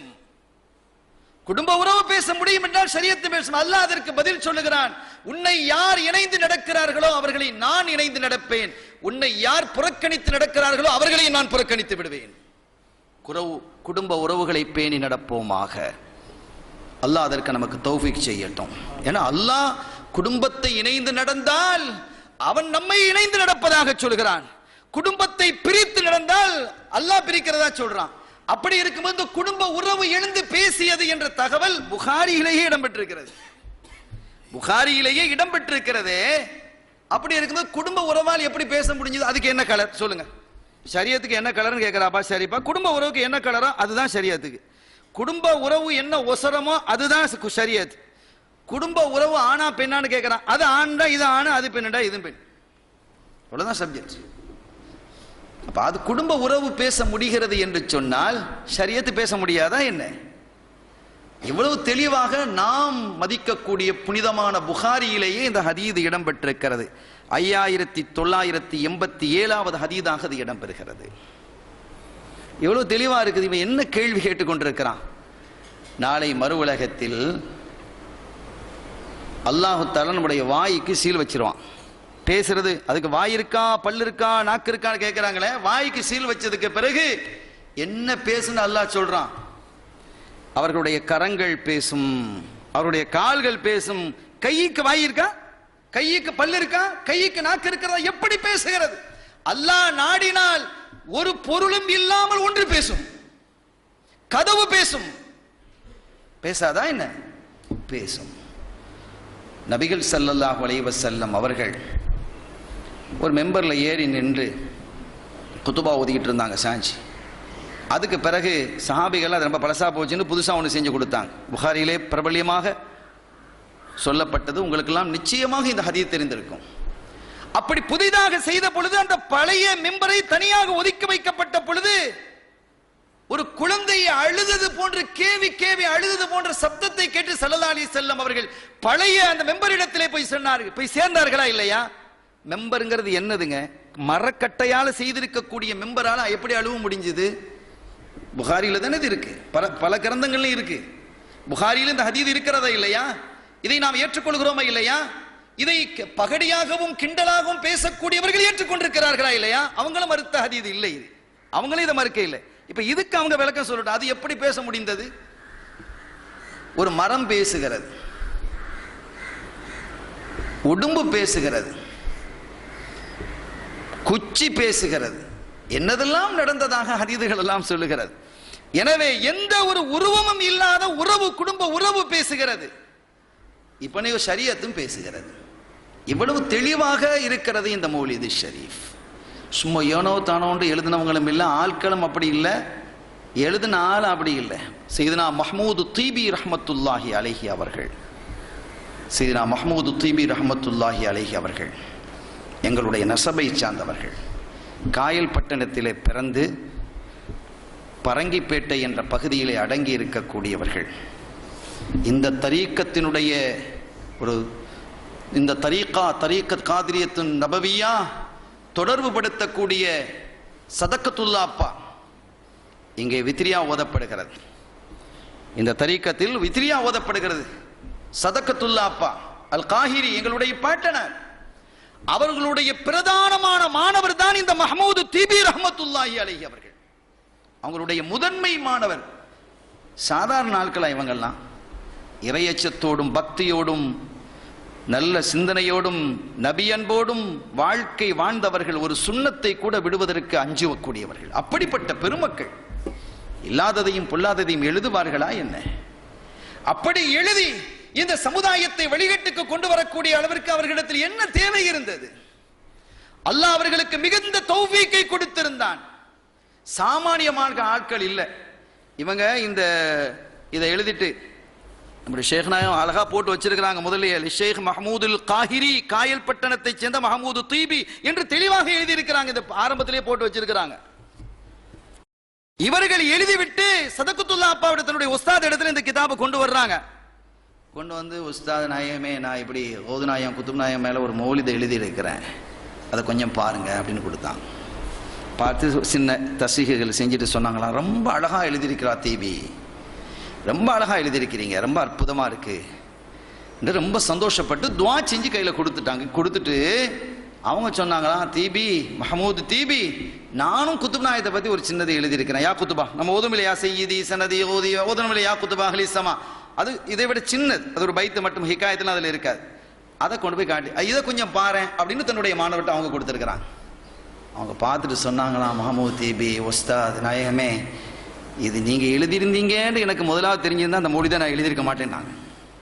ஏன்னா நான் இவ்வளவு விரிவா எழுதியிருக்கிறேன், அதையெல்லாம் தாண்டிய செய்திகளை அந்த சுருக்கமான விஷயத்தில் நீங்க கொண்டு வந்துட்டீங்க அப்படின்னாங்க சதகத்துல்லா அப்பாவை பார்த்து. ஆனா அல்லாஹ்வுடைய பெரிய தௌஃபீக், நம்மை போன்ற இந்த தரீக்கத்தில் இருக்கக்கூடியவர்கள் கிடைத்த தௌஃபீக், அதுவும் கிடைத்தது, இதுவும் கிடைத்தது. சதகத்துல்லா அப்பாவுடையும் கிடைத்தது, மஹமூது தீபி ரஹ்மத்துல்லாஹி அலைஹி அவர்களுடையதையும் கிடைத்தது. ரெண்டு பாக்கியமும் நமக்கு வந்து கிடைத்திருக்கிறது. இதெல்லாம் நமக்கு ஒரு பெரிய கிடைத்த கிஃப்ட். அல்ஹம்துலில்லாஹ். மற்றவங்க எப்படி நினைச்சிட்டு போட்டோம், அதை பத்தி நமக்கு பிரச்சனை இல்லை. ஆக அவர்கள் இதை எழுதி இருக்கிறார்கள். எழுதிய நபர் யாருங்கிறத நீங்க முதல்ல பார்க்கணும். எவ்வளவு பரிசுத்தமானவர்கள், தூயவர்கள், இறையச்சத்தோடு வாழ்ந்தவர்களுடைய வாழ்க்கையில ஏதாவது ஒரு பகுதியில் இப்படி பிழை நடந்தது, இப்படி தப்பு நடந்தது. இன்னைக்கு எவ்வளவு விஷயங்களை நாங்க பேச முடியும். அப்படி பேசக்கூடியவர்கள் அல்ல நாங்க. அவங்களை பத்தி பர்சனலா எத்தனை விஷயங்கள் அவர்களை பற்றி பேசிக் கொண்டிருக்கிறார்கள். கேவலமாக இருக்கிறது. மாற்று சமூகத்தை சார்ந்தவர்கள் எல்லாம் என்ன உங்களுடைய பெரிய லீடர் என்று சொல்றாங்க, இவங்க எல்லாம் இப்படி நடந்தாங்கன்னு அவங்கள பத்தி எழுதிக்கிட்டு இருக்கிறாங்கன்னு நம்ம கேட்கிறாங்க. தலை குனிவாக இருக்கிறது. என்ன சொல்லுவது அவர்களிடத்திலே? அல்லாஹ் சொல்லும் பொழுது ஒரு மனிதனுடைய குறையை நீ மறை. ஸல்லல்லாஹு அலைஹி வஸல்லம் சொல்றாங்க, யார் தன்னுடைய சகோதரனுடைய குறையை மறைக்கிறானோ அவனுடைய குறையை ஆகிரத்திலே அல்லாஹ் மறைப்பான் என்று ஸல்லல்லாஹு சொல்லி இருக்கிறாங்க. நபி வழியிலே வாழுகிறோம், நபி வழி இதுதான் என்று சொல்லிக்கொண்டு தங்களிடமிருந்து பிரிந்து போனவர்களுடைய குறைகளை எல்லாம் நெட்டிலேயும் பத்திரிகைகளிலும் ஊடகங்களிலும் வெளியிட்டு சின்ன பின்னப்படுத்தி, ரெண்டு வகையிலையும் நமக்கு அவங்க எதிரானவங்க தான், அவங்க அந்த கொள்கையில் தான் இருக்கிறாங்க. என்றாலும் கூட நாம் அதை அங்கீகரிக்கவில்லை. நம்ம அங்கீகரிக்க மாட்டோம். அங்கீகரிப்போமா? ஒருபோதும் அங்கீகரிக்க மாட்டோம். ஏனெனில் உண்மையான மூமின்களாக அந்த சுன்னாவை பேணக்கூடியவர்களாக நாம் தான் இருக்கிறோம். இன்ஷா அல்லாஹ் என்றும் இருப்போம். அந்த மாதிரி அவர்களுடைய தனிப்பட்ட குறைகளை பேசக்கூடிய நாவுகளாக எங்களுடைய நாவை அல்லாஹ்வே நீ ஆக்கிவிடாதே என்று பிரார்த்திக்கிறோம். எங்களுக்கு அது அவசியம் இல்லை. அல்லாஹ் நம்ம நாவை பாதுகாக்கட்டும். ஆனா நபி வழியிலே வாழ்கிறோம் என்று சொல்லிட்டு அவங்க என்ன பேச்சு பேசுறாங்க. சுப்ஹானல்லாஹ். பத்திரிகைகள் நீங்க எடுத்து பார்த்தா, நெட்ல எடுத்து பார்த்தா, அவங்களுடைய சைட்ல போய் பார்த்தா ரொம்ப அசிங்கமா கேவலமாக இருக்கிறது. பிற மத சமூகத்தவர்கள், சமயத்தவர்கள், சகோதரர்கள் கேட்கும் கேள்விகளுக்கு எங்களிடத்தில் பதில் இல்லை. சகோதரர்களே, என்ன பதில் சொல்றது? ஆக அப்படியா இவர்கள் வாழ்ந்தார்கள்? இமாம் ஷாஃபி, இமாம் ஹனஃபி அவர்களுடைய வாழ்க்கையில் எந்த பகுதியிலாவது ஒரு ஃப்ராட், ஒரு பொய், ஒரு கேவலமான நடத்தை சொல்ல முடியுமா? எவ்வளவு பரிசுத்தம், எவ்வளவு தூய்மை, எவ்வளவு நேர்மை. அப்படி வாழ்ந்தவர்கள் அல்லவா இந்த மஹ்மூது தீபி ரஹ்மத்துல்லாஹி அலைஹி அவர்கள். வாழ்க்கை வரலாறு படிச்சு பாருங்க எப்படி இருக்குன்னு. எவ்வளவு இறையச்சத்தோடும் தூய்மையோடும் ஹலாலை தேடி தேடி அவர்கள் வாழ்ந்த வரலாறுகள். ஹைர். ஆக இப்படி தெளிவாக இருக்கிறது. இது பேசுது. நாளைக்கு நன்மை தீமைகளை நெருக்கப்படுமா இல்லையா? அது எல்லாரும் தான் நம்பி இருக்கிறோம். மீசானில் நன்மை தீமைகள் நெருக்கப்படும். எத்தனை கிலோ இருக்குது அப்படின்னா நன்மை எப்படி இருக்குப்பா? நெருக்கப்படுறதுக்கு என்ன இருக்கு அங்க? அது என்ன, எது மாதிரி இருக்கு? இட்லி மாதிரி இருக்குமா, தோசை மாதிரி இருக்குமா, ஆடு மாதிரி இருக்குமா, மாடு எப்படி இருக்கும் நன்மை? அது எப்படி நெருக்கப்படுகிறது? இதற்கெல்லாம் நாம் விடை சொல்ல முடியாது. அது நெருக்கப்படும் என்று சொன்னால் ஷரியத் வந்து முறையிடும். முறையிட்டுக்கே ஒரு விஷயத்தை நம்ம ஆதாரம் சொல்லிட்டோம், அதுவே நமக்கு போதுமானது. குடும்ப உறவை சொன்னோம், அந்த மிம்பரை நாம் சொல்லி இருக்கிறோம். இங்கே நன்மை தீமைகள் நெருக்கப்படுகிறது. அது எப்படி இருக்கும்? அது உசரமா இருக்குமா, கருப்பா இருக்குமா, சிகப்பா இருக்குமா, வெள்ளையா இருக்குமா, பொடிசா இருக்குமா, தடிமனா இருக்குமா? என்ன சொல்வது? இதற்கெல்லாம் என்ன விடை? ஷரியத்தில் அல்லாஹ் என்ன சொன்னானோ அதை அப்படியே ஏற்றுக்கொள்வதுதான் ஈமான். சமிஅனா வாத்தானா. அல்லாஹ் ரசூல் சொல்றாங்களா, ஏத்துக்கிறோம்.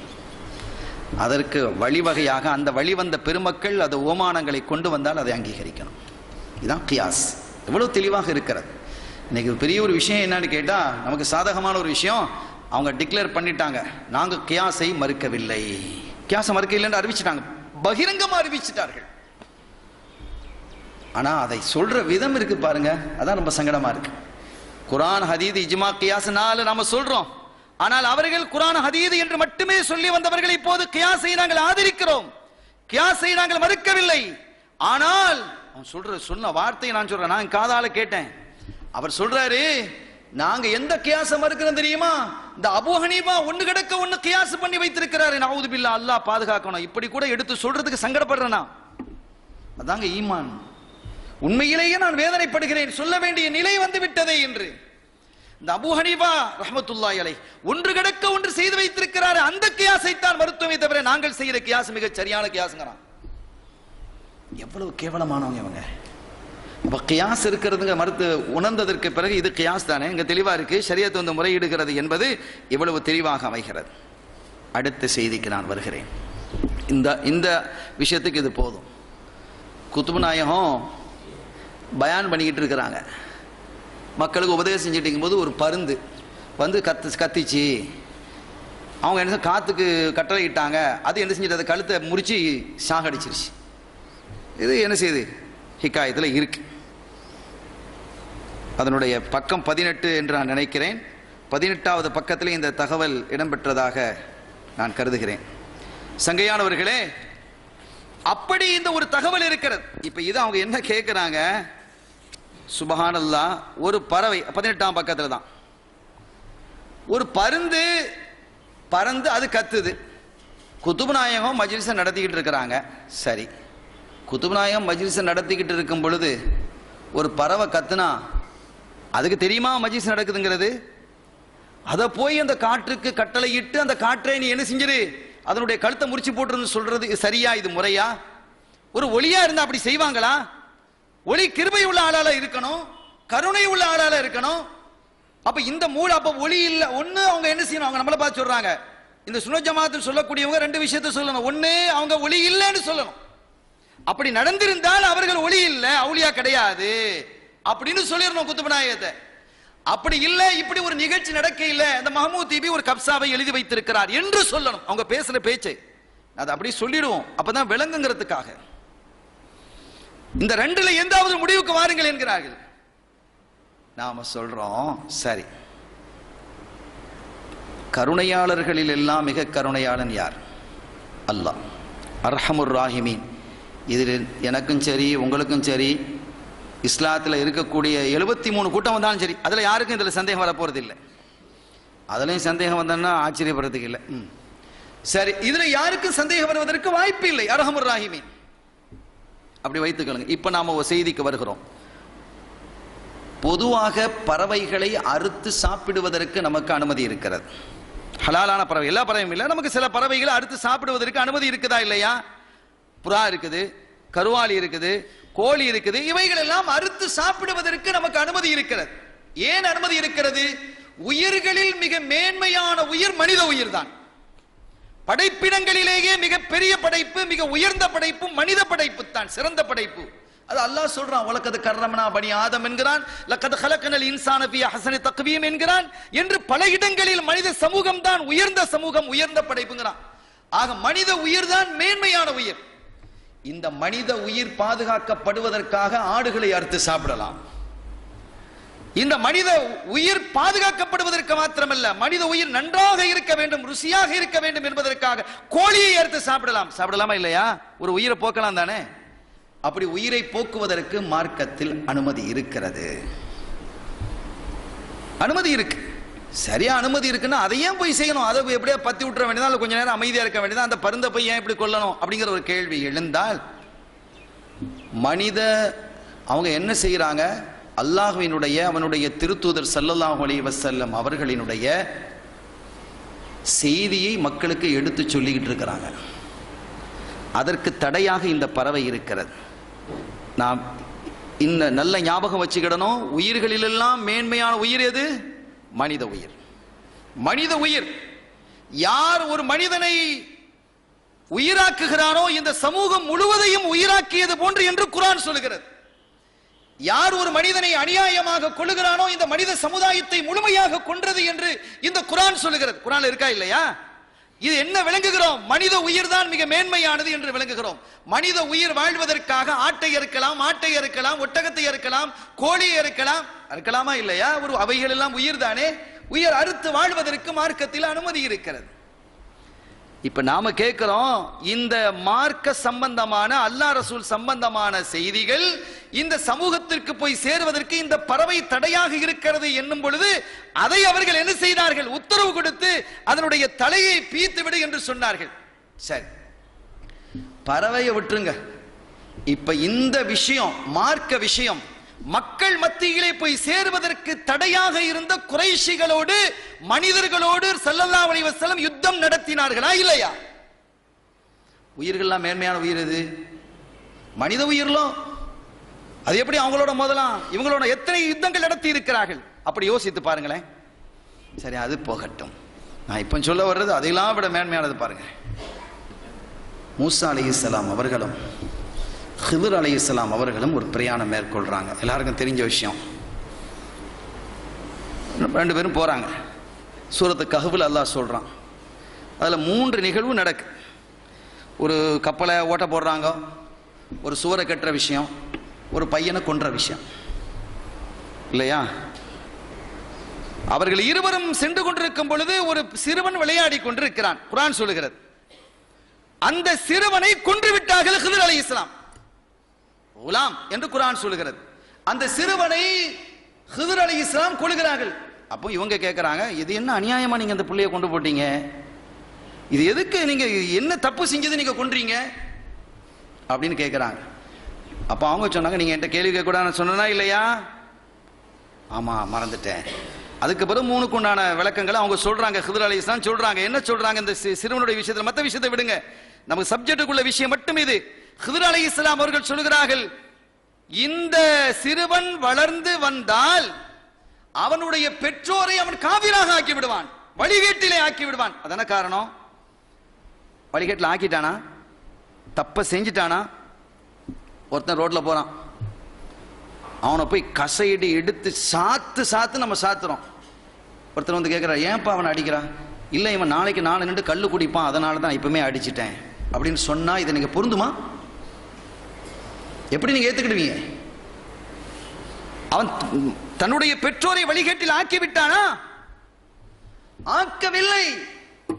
இனி எப்போதோ நடக்க போகிறது, அது அல்லாஹ்வுடைய தக்தீர், அது வேறு விஷயம்.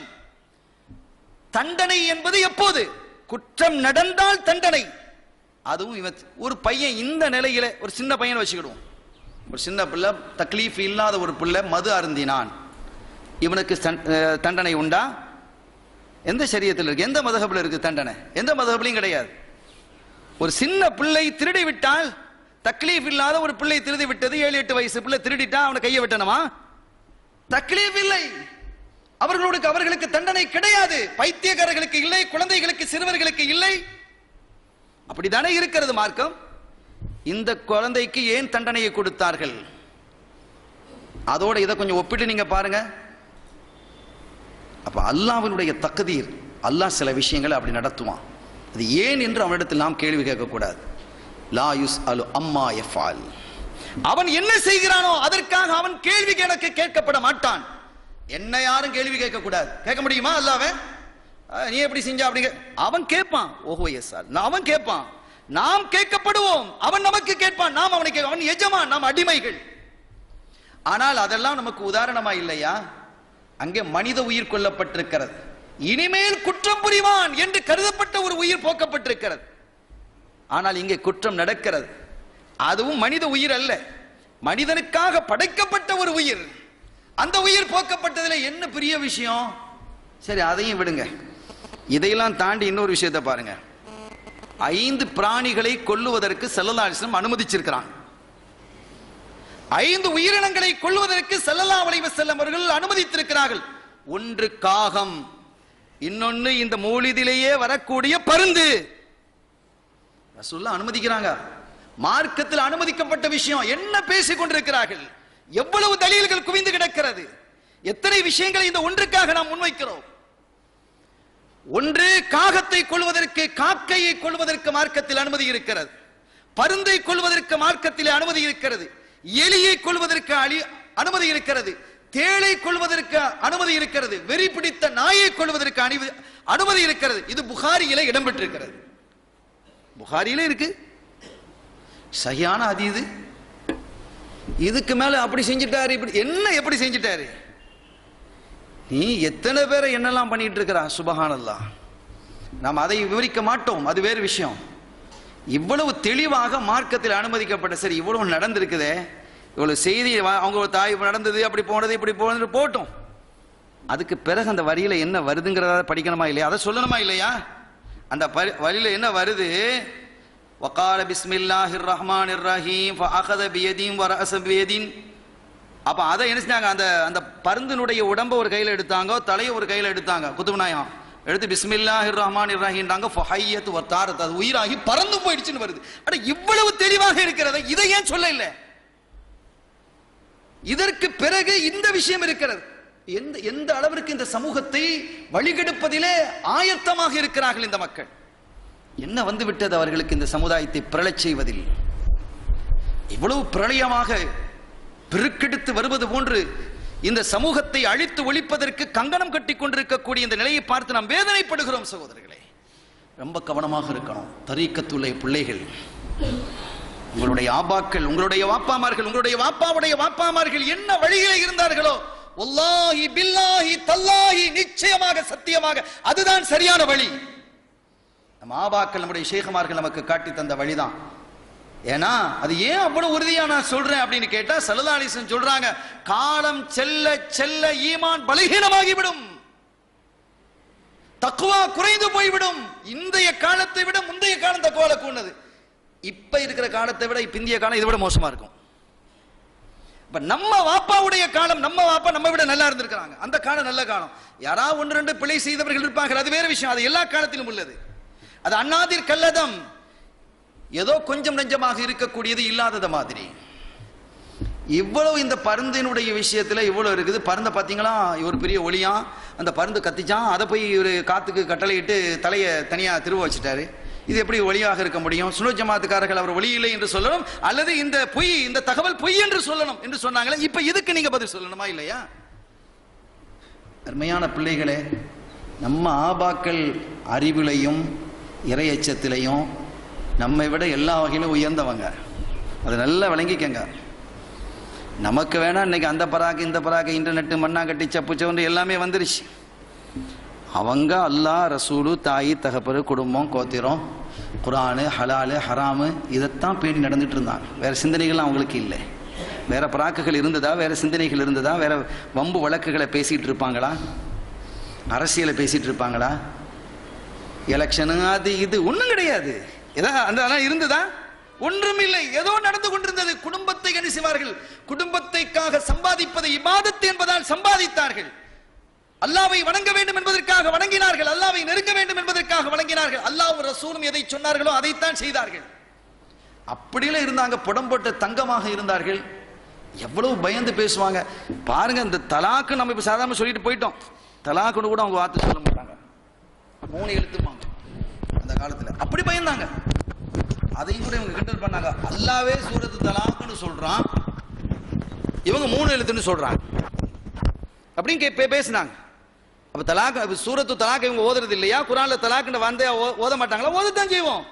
ஆனால் அதே சமயத்தில் ஒரு நபரோடு சம்பந்தப்படுத்தி பேசும்பொழுது நவுதுபில்லா, அவரு 3 எழுத்து சொல்லிட்டாராம் அப்படின்னு சொல்லுவாங்க. அவ்வளவு பயம் இருந்தது. ஏன் பயம் இருந்தது? தலாக் மூலமாக அல்லாஹ்வினுடைய அரிஷ் நடுங்குகிறது என்றார்கள் ஸல்லல்லாஹு அலைஹி வஸல்லம். அந்த பயத்தினுடைய நடுக்கம் நம் பெருமக்களினுடைய, மூதாதையர்களினுடைய, மூத்த பெருமக்களினுடைய இதயங்களில் ஏற்பட்டது. அந்த நடுக்கம் சொல்ல பயப்படுவாங்க. எப்படி வாழ்ந்திருக்கிறாங்க, என்ன இறையச்சத்தோட வாழ்ந்திருக்கிறாங்க, எதை எப்படி பேசணும், எதை எங்க தொடர்பு படுத்தி பேசுறது, அப்படியே தொடர்பு படுத்தி பேசுறது. எனவே இவ்வளவு தெளிவாக இந்த செய்திகள் இருக்கிறது. செய்தினா தபக்காத்துல் குபரால ஒரு செய்தி இடம்பெறுது. உமர் ரலியல்லாஹு தஆலா அன்ஹு அவர்களுடைய ஆட்சி காலத்தில் இந்த பூமி நடுங்கிச்சு. அல்லாஹ்விடத்துல துஆ கேட்டாங்க. யாரு?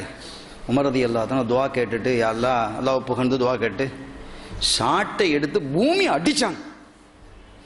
யார் அடிக்கிறான்? உமர் ரலியல்லாஹு தஆலா அவர்கள் அடிக்கிறார்கள். யார் இந்த உமர் ரலியல்லாஹு தஆலா? எனக்கு பிறகு நபி இல்லை, நபி இருந்தால் அது உமராக இருக்கும் என்று கண்மணி நாயகத்தால் சுட்டிக்காட்டப்பட்டவர்கள் பூமியை அடிக்கிறாங்க சாட்டையால. வலிக்குமா அதுக்கு? அந்த பறவைக்கு அதை யோசிச்சு பாருங்க. அந்த பறவை இருந்தாங்க, அதுக்கு காரணத்தையும் நம்ம சொல்லிட்டோம். அது ஹயாத்தாக்கி இந்த பூமியை போய் உமர் ரலியல்லாஹு தஆலா அடிக்கிறாங்க. அடிச்சு சொல்றாங்க, எதற்காக நீ நடுங்குகிறாய்? நான் நீதமான ஆட்சி அல்லவா நடத்துகிறேன் என்கிறாங்க. என்ன விஷயங்களை விளங்கப்படுத்துறாங்க? நான் நீதமாக அல்லவா, அதாலத் நீதத்தோடு அல்லவா நான் ஆட்சியை நடத்தி கொண்டிருக்கிறேன். என்ன நடுங்குகிறாய், என்ன பயம் காட்டுகிறாய், அச்சமுறுத்துகிறாய் என்று சாட்டை எடுத்து பூமியிலே அடித்தார்கள். இதெல்லாம் படிப்பினை சகோதரர்களே. படிப்பினை பெறுவதற்காக, அவர்களுடைய ஆட்சி தூய்மை என்பதற்காக, நாம் மனதளவாலும் கூட ஒரு அநீதம் செய்யவில்லை என்பதை தெளிவுபடுத்துவதற்காக செய்த அற்புதமான நிகழ்வு அல்லவா. இதை வச்சுக்கிட்டு பூமி அடிச்சா வலிக்குமா, அப்படி செய்யலாம், அப்படி கேட்பீங்களா? அப்படி கேட்க முடியுமா? அதான் முறை. படிப்பினைகளுக்காக செய்யப்படக்கூடிய விஷயங்களை படிப்பினையாக எடுத்துக்கொள்ளணும். அது எதை எப்படி எடுத்துக்கொள்ள வேண்டும் என்று கூட சராசரி அறிவு இல்லாமல் பேசக்கூடிய பேச்சுக்கள். சங்கைக்குரிய பெருமக்களே, இன்னொன்றை நீங்கள் பாருங்கள். இந்த முஹியுத்தீன் அப்துல் காதிர் ஜீலானி ரலியல்லாஹு தஆலா அன்ஹு அவங்களுக்கு அசல் பேர் அம்மா பாப்பா வச்ச பேர் அப்துல் காதிர், அது எல்லாருக்கும் தெரியும். அப்துல் காதிர்னு பேர் வச்சிருக்குது. முஹையுத்தீன் உங்களுக்கு எப்படி பேர் வந்ததுன்னு கேட்குறாங்க மக்கள். அது வருது 13வது பக்கத்தில் இது இடம் பெறுகிறது. அழகாக அச்சடிக்கப்பட்டு ஓதுறதுக்கே குளுந்தாப்புல இருக்குது. இந்த மௌலிது கிதாபை பார்த்தீங்களா? என்ன அழகாக அச்சிடப்பட்டிருக்கிறது. கண்களில் ஒத்திக்கொள்ளக்கூடிய அளவிற்கு அருமையாக அச்சிடப்பட்டு ஒரு பெரிய பணியை செஞ்சு தந்திருக்கிறாங்க நாயகம் அவர்கள். இங்கே 13வது பக்கத்தில் எவ்வளவு தெளிவா, எவ்வளவு கலர்ஃபுல்லா, ஓதுறதுக்கே ஒரு குளுந்தாப்புல ஒரு சந்தோஷமா, எவ்வளவு பெரிய ஹிதமத் இது. சங்கைக்குரிய பெருமக்களே, இங்கே 13வது பக்கத்திலே ஒரு செய்தி சொல்லப்படுகிறது. அதாவது அவங்கள்ட்ட கேட்கப்பட்டதான், மா சபபு தலக்குபிக பி முஹையுத்தீன் லகபன் ஹாலியா, உங்களுக்கு ஏன் முஹையுத்தீன் பேர் இருந்தது, உம்மா வாப்பா அப்துல் காதர் வச்சாங்க அப்படின்னு. அப்போ அவங்க சொன்னாங்க, நான் ஒரு நாள் இப்படி போய்கிட்டு இருந்தேன். அப்படி போய்கிட்டு இருக்கும் பொழுது ஒரு நோயாளி படுத்து கிடந்தார். அவரை என்ன செஞ்ச ஃபசல்லம் ஆலைய, அந்த நோயாளி எனக்கு சலாம் சொன்னார். ஃபசல்லம் தோ ஆலை, நான் என்ன செஞ்சேன், நான் அவருக்கு சலாம் சொல்லி படுத்து கிடக்கிற மனுஷனை எழும்பி உட்கார வச்சேன். அவர் வளர்ந்துட்டார். ஃபனமா ஜஸதுஹு வஸார லௌனுஹு சாஃபியா, அந்த நோய் எல்லாம் நீங்கி அவர் தெளிவானவராக ஆகிவிட்டார். அதுதான் தீன். அப்பதான் நீங்க சொன்னாங்க, நீங்க என்ன ஹயாத் ஆக்கிட்டீங்க, நான் ரொம்ப பலகீனமாக இருந்தேன், என்ன ஹயாத் ஆக்கிட்டீங்க, அது சொல்லிச்சான், அந்த தீன் சொல்லிச்சான். அதனால முஹையுத்தீன், தீனை ஹயாத் ஆக்கியவன் பேர் வந்தது. ஷரியத்துக்கு உடல் இருக்கா? இப்ப திரும்பவும் அந்த கேஸ் தான் வந்து சேருதுங்க. உடல் இருக்கதா, அது அப்படி மெலிஞ்சு போய் இருக்குமா, இப்படி இருக்குமா, இதெல்லாம் என்ன, இதெல்லாம் ஒரு உதாரணம் சகோதரர்களே. அல்லாஹ் ஓமானமாக சில காட்சிகளை நடத்துவான்.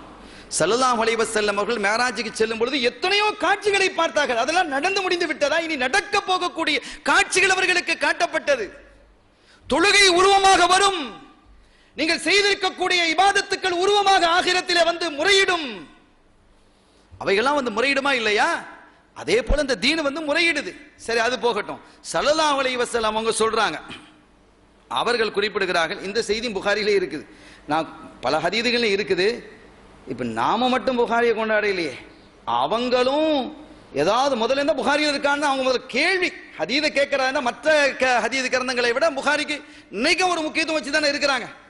மற்ற கொள்கை உடையவர்களாக இருந்தாலும் புகாரியிலேயே சரியான ஹதீதை 300 சொச்ச ஹதீதை நாங்க ஏத்துக்கிட மாட்டோம்னு சொல்லிட்டாங்க.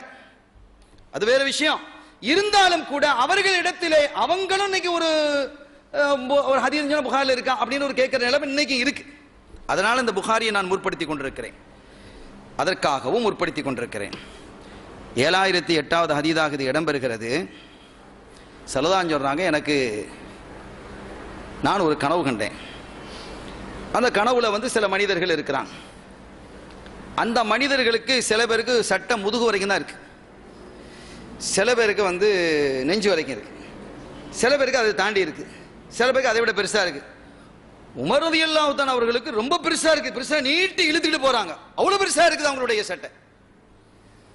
நாயகமே இது என்ன அப்படின்னு கேட்கும்போது தீன்ங்கிறாங்க. தீன் என்ன சட்டையா? தீன் என்ன சட்டையான்னு கேட்கிறேன். ஸல்லல்லாஹு அலைஹி வஸல்லம் தீனை ஒரு சட்டைக்கு ஒப்பிட்டு காட்டி இருக்கும் பொழுது ஒரு உயிரான உடலுக்கு சொன்னால் என்ன இருக்கிறது? இதெல்லாம் மார்க்கத்தில் அனுமதிக்கப்பட்டிருக்கிறது, இருக்கிறது, நடக்கும். அது ஸல்லல்லாஹு அலைஹி வஸல்லம் அவர்கள் தெளிவாக சொல்லுகிறார்கள், இது சட்டையை சில பேர் முதுகு வரைக்கும் தான் இருக்குது, சில பேருக்கு நெஞ்சுக்கு இருக்குது, சில பேருக்கு அதுக்கு கீழே இருக்குது, இன்னும் பல பேர் இருக்கிறாங்க. உமர் ரலியல்லாஹு தஆலாவுடைய சட்டை ரொம்ப பெருசா இருக்குது, இழுத்துக்கிட்டு போறாங்க என்று அப்படி ஒரு கனவை கண்டேன் என்று கண்மணி நாயகம் ஸல்லல்லாஹு அலைஹி வஸல்லம் சொல்லும் பொழுது அவ்வல் தீன், அதை தீன் என்று நான் தாவீல் செய்கிறேன். அது மார்க்கங்கிறாங்க சட்டைய. அப்ப நான் ஒரு போட்டிக்கிறது சட்டையை இதான் மார்க்கம் அப்படி நான் சொல்லலாமா? நான் மார்க்கம் போட்டிருக்கிறேன், என் மார்க்கம் எனக்கு இடுப்பு வரைக்கும் இருக்குது, இந்த மார்க்கம் இப்ப எனக்கு கால் வரைக்கும் இருக்குது. பேண்ட் போட்டு சில பேர் கீழே வரைக்கும் இழுத்துட்டு போவாங்க, அவர் கால் வரைக்கும் இருக்கு, அப்படி சொல்ல முடியுமா? இந்த மாதிரி நிகழ்வுகள் ஷரியத்திலே நடக்கும். அது எல்லாருக்கும் உள்ளது இல்லை, எல்லாருக்கும் உள்ளது. ஸல்லல்லாஹு அலைஹி வஸல்லம் கனவிலே கண்டார்கள், அது வாழ்க்கையிலே உயிராக அங்கே என்ன செய்கிறது, பரிணமிக்கிறது. அல்லாஹ் தஆலா அப்படி காட்சிகளை ஏற்படுத்துவான். இதெல்லாம் அபூர்வமாக நடக்கக்கூடிய ஒரு விஷயம். அவர்களுடைய அந்தஸ்து, அவர்களுடைய வலிமை, அவர்களுடைய ஆற்றல், அவர்களுடைய வல்லமை, அவர்களுடைய தாக்கத்து, அவர்களுடைய தரஜா, அவர்களுடைய சக்தி, அல்லாஹ் அவர்களுக்கு கொடுத்திருக்கக்கூடிய வலிமையும் வல்லமையும் என்ன என்பதை இந்த சமூகம் விளங்கிக் கொள்ள வேண்டும். என்னுடைய அடியார்களுக்கு நான் வழங்கி இருக்கக்கூடிய நல்லடியார்களுக்கு வழங்கி இருக்கக்கூடிய சக்தி என்ன என்பதை விளங்க வேண்டும் என்பதற்காக அல்லாஹ் இதை போன்றவைகள்லாம் ஏற்படுத்தி காட்டுறான். புகாரிலே அந்த ஹதீது தெளிவாக இருக்கிறது. ஸல்லல்லாஹு அலைஹி வஸல்லம் மேராஜுக்கு போகிறாங்க. மேராஜுக்கு போகும்போது இந்த செய்தி முஸ்லீம்லே இருக்குது. மேராஜுக்கு போகிறாங்க. அப்போ ஒரு தஸ்து படிக்கன் மாதிரி ஒன்று கொண்டு வரப்படுது. எங்கள் ஊரில் படிக்கன்னு சொல்லுவோம், தஸ்துன்னு வருது. ஃபஸ்ட்டுங்க படிக்கன் தானே, படிக்கன் மாதிரி ஒரு பாத்திரம்னு வைங்களேன், ஒரு பாத்திரம் கொண்டு வரப்படுகிறது. எங்கள் ஊர் காயல்பட்டினம் தமிழில் இந்த தஸ்துக்கு படிக்கன் அப்படின்னு சொல்லி நாங்கள் என்ன செய்வோம், அதுக்கு பொருள் விரிப்போம். ஒரு ஊர்லேயும் ஒன்று இருக்கலாம். சில சமயங்கள் அந்த வெத்தலை சாப்பிட்டுட்டு துப்புவாங்க பார்த்தீங்களா, அதையும் படிக்கன்னு சொல்லுவோம். அந்த மாதிரி இருக்கிறது தான் தஸ்து. அந்த மாதிரி ஒரு படிக்கன் கொண்டு வரப்படுகிறது. அது தங்க படிக்கனாக இருக்கிறது, தங்கத்தால் செய்யப்பட்டது. தங்க நபி இல்லையா அவர்கள், அதனால் தங்க படிக்கன் வருது. அந்த படிக்கன் நிறையவும் அந்த தஸ்து நிறையவும் என்ன இருந்தது தெரியுமா? ஸல்லல்லாஹு அலைஹி வஸல்லம் அவர்கள் சொல்கிறார்கள், நேரத்தில் தஸ்து கொண்டு வரப்பட்டது, அதிலே ஈமானும் அறிவும் நிரப்பப்பட்டு இருந்தது. எப்படிங்க இருக்கும்? படிக்கன்ல ஈமானையும் அறிவையும் நிரப்புவீங்களா? ஒரு பாத்திரத்தை உங்க கையில தந்து இதுல ஈமானை நிரப்பிட்டு வா அப்படின்னா என்ன செய்வீங்க? இப்போ ஹதீஸில் இருக்கே ஈமான் நிரப்பப்பட்டிருக்குதுன்னு சொல்லி, சரி பரவாயில்ல, இந்த படிக்கன்ல ஒரு அறிவை கொஞ்சம் வாங்கிட்டு வா, இந்த கடையில் போய் வாங்கிட்டு வா, அது நிரப்பிட்டு வான்னு சொல்ல முடியுமா? படிப்பினை அது நடக்குமா என்றால் நடக்கும் சகோதரர்களே. அது முடியுமா என்றால் ரப்பு அல்லாஹு அலா குல்லி ஷைஇன் கதீர், அதை நடத்தி காட்டுவான். புகாரில ஹதீஸ் வருது, மன் அகத ஷிப்ரம் மினல் அர்தி துல்மன் ஃபஇன்னஹு யுதப்பகுஹு யௌமல் கியாமத்தி மின் சபஇ அர்தின். யார் இந்த பூமியிலிருந்து ஒரு ஜான் நிலத்தை, அடுத்தவனுடைய நிலத்தை அநியாயமாக எடுத்துக்கொண்டானோ அவனுக்கு இந்த 7 பூமியையும் அல்லாஹ் ஒரு மாலையாக ஆக்கி அவன் கழுத்துல போடுவான். இந்த 7 பூமியை ஒரு மாலை ஆக்கிட முடியுமா? நம்ம அறிவுக்கு படாதுங்கிறதுனால அது இல்லைன்னு அர்த்தமாயிடுமா? இப்போ இந்த மொபைலை பத்தி ஒரு 100 வருஷத்துக்கு முன்னால அந்த அறிவு அந்த மக்களுக்கு இருந்ததா? இல்ல, அதனால இல்லைன்னு ஆயிடுச்சா? இந்த விமானத்தை பற்றி இன்னைக்கு ஆயிரக்கணக்கான பேரை சுமந்து கொண்டு பல டன் சாமான்களை சுமந்து கொண்டு பறக்கிறதே, இதை பற்றி ஒரு 200 ஆண்டுகளுக்கு முன்பாக சிந்தித்து பார்த்திருப்பார்களா? அப்ப அந்த காலத்தில் அப்படி சொல்லப்பட்டால் அது இல்லை என்று ஆகிவிட்டதா? அதே போன்று இதுவும் அப்படித்தான். இன்னைக்கு ஆய்வுகள் என்ன நடக்குதுன்னு கேட்டா, இப்ப நமக்கு ஆரம்பத்தில் ஒன்று சொன்னோம், ஒரு இறைநேசர் இன்னொரு அணைச்சாரு, அவரோட கல்புல இந்த கல்புக்கு போனது இந்த ப்ளூடூத் ஒன்று சொன்னோம். இப்ப அதெல்லாம் விட வேகமா ஒன்று கண்டுபிடிச்சிட்டு இருக்கிறான். பள்ளிக்கூட பிள்ளைகளுக்கெல்லாம் ரொம்ப லேசு, A level O level college படிக்கக்கூடிய பிள்ளைக்கெல்லாம் ரொம்ப லேசு, ரொம்ப நல்ல ஜாலியா இருக்கலாம். நீங்களாம் பள்ளிக்கூடத்தில் படிக்கலாம், பெருசெல்லாம் படிக்க தேவையில்லை. அப்படி ஒன்று கண்டுபிடிச்சிட்டு இருக்கிறான். என்னன்னு கேட்டா, ஒரு சிம் கார்டு மாதிரி சிப். இதுல இப்ப நீங்க என்ன படிக்க போறீங்க, பயோ படிக்க போறீங்களா? அங்க சம்பந்தமான அந்த பயோ சப்ஜெக்ட் எல்லாத்தையும் அந்த சிம் கார்டில் ஏற்றிடணும், அந்த சிப்பில் ஏற்றிடணும். ஏற்றி ஒரு சின்ன ஆப்ரேஷன் உங்கள் தலையில் அந்த மூளையில் கொண்டு அதை பதிச்சுட்டா உங்களுக்கு எல்லாம் அது தெரியும். இப்படி கண்டுபிடிக்கிறதுக்கு உண்டான முயற்சி நடந்துகிட்டு இருக்குது. அது சக்ஸஸ்ஃபுல்லாக ஆக போகுதுன்னு சொல்கிறான். அல்லாஹ்வாலம். என்ன நடக்கும் இப்போ? யார் பள்ளிக்கூடத்துக்கு போய் படிச்சுக்கிட்டு இருக்க போறா? இனி மூளை ஆப்ரேஷன் நடக்க போகுது. இனி எல்லா ஆஸ்பத்திரி, இப்போ அதுக்கு தான் நிறைய ஆஸ்பத்திரிகள் திறக்க வேண்டியது இருக்கும். வேற ஆஸ்பத்திரிகள் திறக்க வேண்டிய காலகட்டம் இது. உங்களுக்கு புரியும் யார் யாரும் எந்த ஆஸ்பத்திரியில் கொண்டு சேர்க்கணுண்டு. அந்த மாதிரி செய்திகள் பேசிக் கொண்டிருக்கக்கூடிய காலகட்டத்தில் இப்படி ஒரு ஆஸ்பத்திரி திறக்க வேண்டிய நிலை வருகிறது. மண்டையிலே ஒரு சின்ன அறுவை சிகிச்சை செய்து அந்த சிப் கார்டை மூளையிலே தைத்து விடுவேமையானால் அவனுக்கு அந்த மெமோரி பவர் வந்து விடுகிறது. அந்த செய்திலாம் ரொம்ப லேசா போயிருமா இல்லையா? பிள்ளைகளா ரொம்ப ராகத்து. அவ்வளவு பிள்ளைகளுக்கு ரொம்ப சந்தோஷம். எப்படா அந்த காலம் வராதுன்னு நினைக்கிறாங்க. இந்த பிள்ளைகள் வளர்ந்து வரக்குள்ள என்ன நடக்க போது அல்லாஹ்வாலம். எத்தனை விஷயங்களை நாம் நினைத்தே பார்க்கவில்லை. கோயம்புத்தூரில் 3 மாணவிகள், இந்தியாவில் கோயம்புத்தூர்ல 3 மாணவிகள் சேர்ந்து ஒரு கருவியை கண்டுபிடிச்சிருக்கிறாங்க. எல்லாம் அந்த கராமத்துங்கிறதுனால இந்த செய்திகளை நான் சொல்லிட்டு இருக்கிறேன். முஸ்லிம் பிள்ளைகள் அல்ல, பொம்பளை பிள்ளைகள், இந்து மதத்தை சார்ந்த பெண்கள். 3 பெண்கள் அவங்க ஒன்று கண்டுபிடிச்சிருக்கிறாங்க. ஒரு பாக்ஸ் ஒன்று. அந்த பாக்ஸை என்ன செய்யணும்னு கேட்டா, அதை நானும் வாங்கணும், நீங்களும் வாங்கிக்கிறீங்கன்னு வச்சுக்கணும். உதாரணத்துக்கு அது எல்லாரும் வாங்குவாங்க இல்லையா? அந்த கம்ப்யூட்டர் அது லேப்டாப் வாங்குற மாதிரி நம்ம வாங்கிட வேண்டியதான். யாரிடம் அது இருக்கிறதோ அவங்களுக்கு மட்டும் இது பயன்படும். இப்போ நீங்கள் 2 பேர் வாங்கியிருக்கிறீங்க, நானும் தம்பின்னு வச்சுக்கிடுவோம். ஒருத்தர் இலங்கையில் இருக்கிறார், மல்வானையில் இருக்கிறாரு, இன்னொருத்தர் ஆஸ்திரேலியா போயிட்டாரு. அவருக்கு இன்னைக்கு ஒரு பிறந்த நாள். நீங்கள் ஒரு வாழ்த்து அனுப்புறீங்க, ஒரு ரோஜா பூவை போட்டு. அந்த பாக்ஸை நீங்களும் மாட்டியிருக்கணும், அவரும் மாட்டியிருக்கணும். உங்கள்கிட்டயும் அந்த பாக்ஸ் இருக்கணும், அவரும் மாட்டியிருக்காரு, உலகம் முழுவதும் மாட்டியிருக்கணும் வச்சுக்கிடுவோமே. 2 பக்கத்துலையும் அந்த பாக்ஸ் இருக்குது, கம்ப்யூட்டர்லாம் இருக்குது. நீங்கள் அனுப்புறீங்க, மெயில் அனுப்பியாச்சு. ஒரு போட்டு வாழ்த்துக்கள், நல்ல சிறப்பாக இருப்பா, நல்லா இருப்பா, அல்லாஹ் உன்னை கைராகணும், துவாலாம் செஞ்சு ஒரு ரோஜாவையும் போட்டு அனுப்பிட்டீங்க. அவர் என்ன செய்வார்? அங்கே திறப்பார். அடே நானா வாழ்த்து அனுப்பியிருக்கிறாரு, சந்தோஷமா. அப்படின்னு திறப்பார். அந்த ரோஜா வரும் பொழுதே ரோஜாவினுடைய மனமும் சேர்ந்து வந்துகிறது. ஆச்சரியமாக இல்லை? இப்போ கண்டுபிடிச்சாச்சு. இந்தியாவில் கோயம்புத்தூரில் 3 பொம்பளை பிள்ளைகள் சேர்ந்து ஒரு கல்லூரி மாணவிகள் சேர்ந்து கண்டுபிடிச்சிருக்கிறாங்க. என்ன நடக்கிறது? சாதாரணமாக ஈமான் இல்லாத பெண்கள் இந்த நிகழ்வுகளை நடத்தி கொண்டிருக்கும் பொழுது இதை பற்றி ஒரு மூமீன்கள் முஸ்லீம்கள் பேசிக் கொண்டிருப்பதா? யாரை பற்றி பேசுவது? யார் அப்துல் காதிர் ஜீலானி? யார்? எப்படிப்பட்ட பெருமகனார்? அவர்களுக்கு கொடுத்த ஆற்றல் நாதாக்களை பற்றி அல்லாஹ் என்ன சொல்லுகிறான்?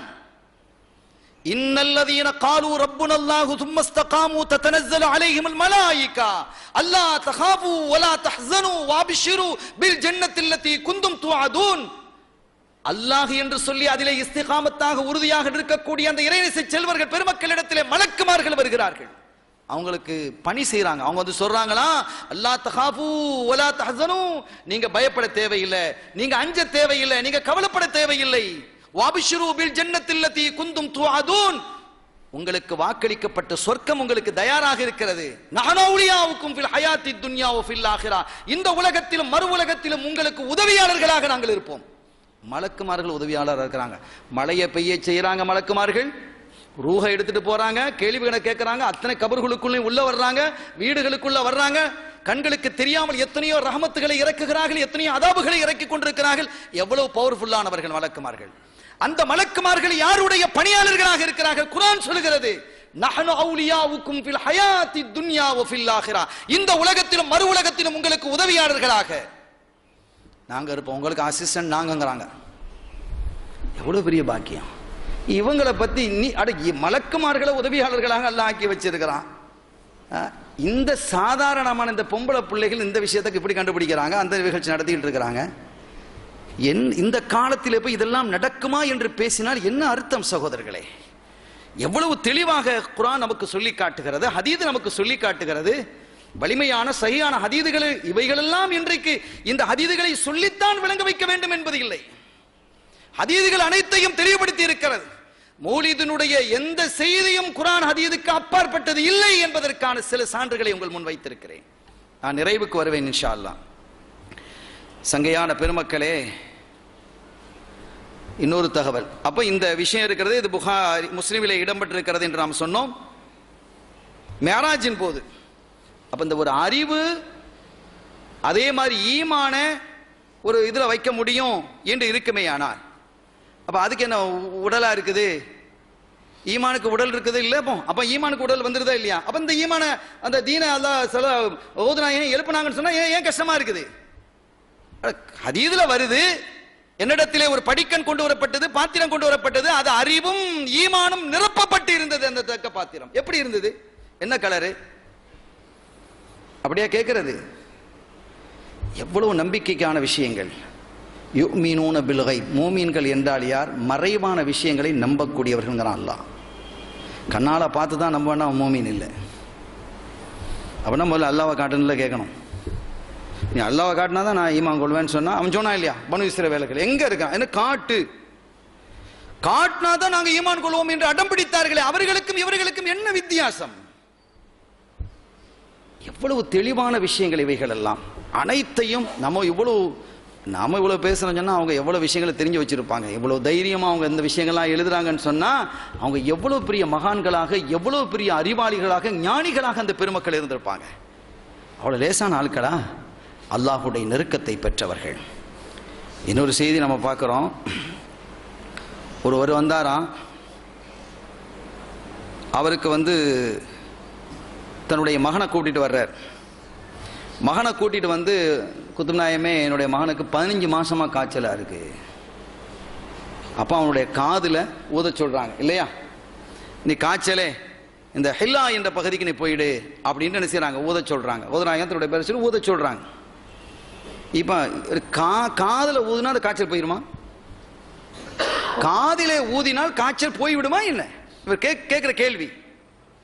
காதிலே ஊத சொன்னார்கள், அப்படி ஊதப்பட்டது, காய்ச்சல் போய்விட்டது. என்னங்க கதை இது என்று என்ன செய்றாங்க, கேட்கிறாங்க. இப்ப இதெல்லாம் நம்ம நிறைய விரிச்சு சொல்லலாம், அதுக்கு நிறைய செய்திகள் இருக்கிறது. கண்மணி நாயகம் ஸல்லல்லாஹு அலைஹி வஸல்லம் அவர்களுடைய காலத்தில் நடந்த ஒரு செய்தியை சொல்றதுக்கு முன்னால குர்ஆன் சொல்றத பாருங்க. இவங்க என்ன கேட்குறாங்க, இந்த காய்ச்சல் இவங்க சொன்ன உடனே போயிட்டான் ஹில்லாங்கிற ஊருக்கு என்ன செஞ்சுட்டு அதையும் அங்கே அனுப்புனாங்க. அது வேற கேள்வி. போயும் காய்ச்சல் போன்னு சொன்னாலும் அது சொன்னாலும் போக போறது இல்லை, அதுலேயும் ஹில்லாங்கிற ஊருக்கு வேற அனுப்பி விட்டுட்டாங்க. இதெல்லாம் அப்ப இது அனுப்பலாமா, வேற ஊருக்கு அனுப்பலாமா? அப்ப மற்றவங்களுக்கு காய்ச்சல் வரலாமா? இதெல்லாம் என்ன நியாயம் அப்படின்னு ஒரு கேள்வி. இப்ப இந்த மாதிரிலாம் சொல்லும் பொழுது நம்ம மக்கள் சரிதானே, அது காய்ச்சல் காதில் போய் உட்காந்து காதில் போய் நம்ம ஊதிப்பார். அவன் கேட்கறான், இப்போ உங்களுக்கு காய்ச்சலுங்க, இங்க வந்து நான் ஊதுனே காய்ச்சல், வெளியில போயிரு போ, உஹ்ருஜ் வெளியே போ அப்படின்னா போயிருமா? டாக்டரே தேவையில்லையங்க, காதில் வந்து ஊதிட்டே இருக்கலாமேங்கிறான். எதையோட ஒப்பிடுறங்கிறது அந்த அறிவு இல்லாத தன்மை. யாரை யாரோட ஒப்பிடுவது? குத்துபு நாயகத்தினுடைய நிலை என்ன, நீ உன்னுடைய நிலைமை என்ன? முதல்ல மூமீனாங்கிறத நீ சோதிக்க வேண்டியிருக்கு. உனக்கும் ஈமானுக்கு என்ன தொடர்பு சம்பந்தம் இருக்கு? அருமையானவர்களே, ஈசா அலைஹிஸ்ஸலாம் கண் தெரியாத வர்றார், கண் அப்படி தடவுறாங்க, கண் பார்வை வந்துருதா இல்லையா? என்ன மருந்து ஊத்துனாங்க, என்ன மருந்து ஊத்துனாங்கன்னு கேட்கிறேன். அவர்கள் கண்ணை தடவினால் பார்வை வருகிறது, குஷ்டரோகி தடவினால் சுகம் கிடைக்கிறது, மையத்தை தடவினால் ஹயாத் ஆகிறது. காய்ச்சல் போறது பெரிய விஷயமா? ஏன் இப்படி சிந்திக்கிறதுக்கு மறுக்கிறீர்கள்? ஏன் குர்ஆன் ஆயத்தை மறைக்கிறீர்கள்? குர்ஆன் ஆயத்தை இவ்வளவு தெளிவா சொல்லுது. ஈசா நபி கண்ணை தடவுனா இங்கிட்டு பார்வை வந்துருதான், காதுல அது குஷ்டரோகியை தடவினால் அவனுக்கு சுகம் கிடைத்து விடுகிறது. சரி, அதாவது பரவாயில்ல. மையத்தை கும்பி இது நோப்ப எலும்புன்னு சொன்னா எலும்பிடுது. பெரிய நிறைய கதைகள்லாம் அது சம்பந்தமா இருக்கு, வரலாறு இருக்கு, ஒண்ணு கிடக்க ஒண்ணு நடந்த செய்திகள்லாம் இருக்கு. ஒரு பெண்ணு வந்து என்ன செஞ்சிட்டா, ஒரு ஆண் வந்து தன்னுடைய மனைவி நினைச்சிட்டு வேற ஒரு கபரை எழுப்ப சொல்லி அந்த கபரில் உள்ளவன் எழுப்பிட்டான். அவங்க சொன்னாங்க, எங்கடா அப்படின்னு கேட்டாங்க. இந்த நபியே ரூஹுல்லா, இதான் என் மனைவியோட கபரு, எனக்கு எழுப்பி தாங்கன்னாங்க. அட பொறுமையா இருங்க, கேட்க இல்ல, அழுவுனா. எழுப்பி கொடுத்தா பார்த்தா அவன் கபரை மாத்தி காட்டினான். அங்கிருந்து பார்த்தா அவன் ஒரு காஃபி எழுப்பி நிற்கிறான், காதுல வாய்த்துல இதெல்லாம் எல்லாம் புகை வருது. இது ஒரு செய்தி இருக்கிறது.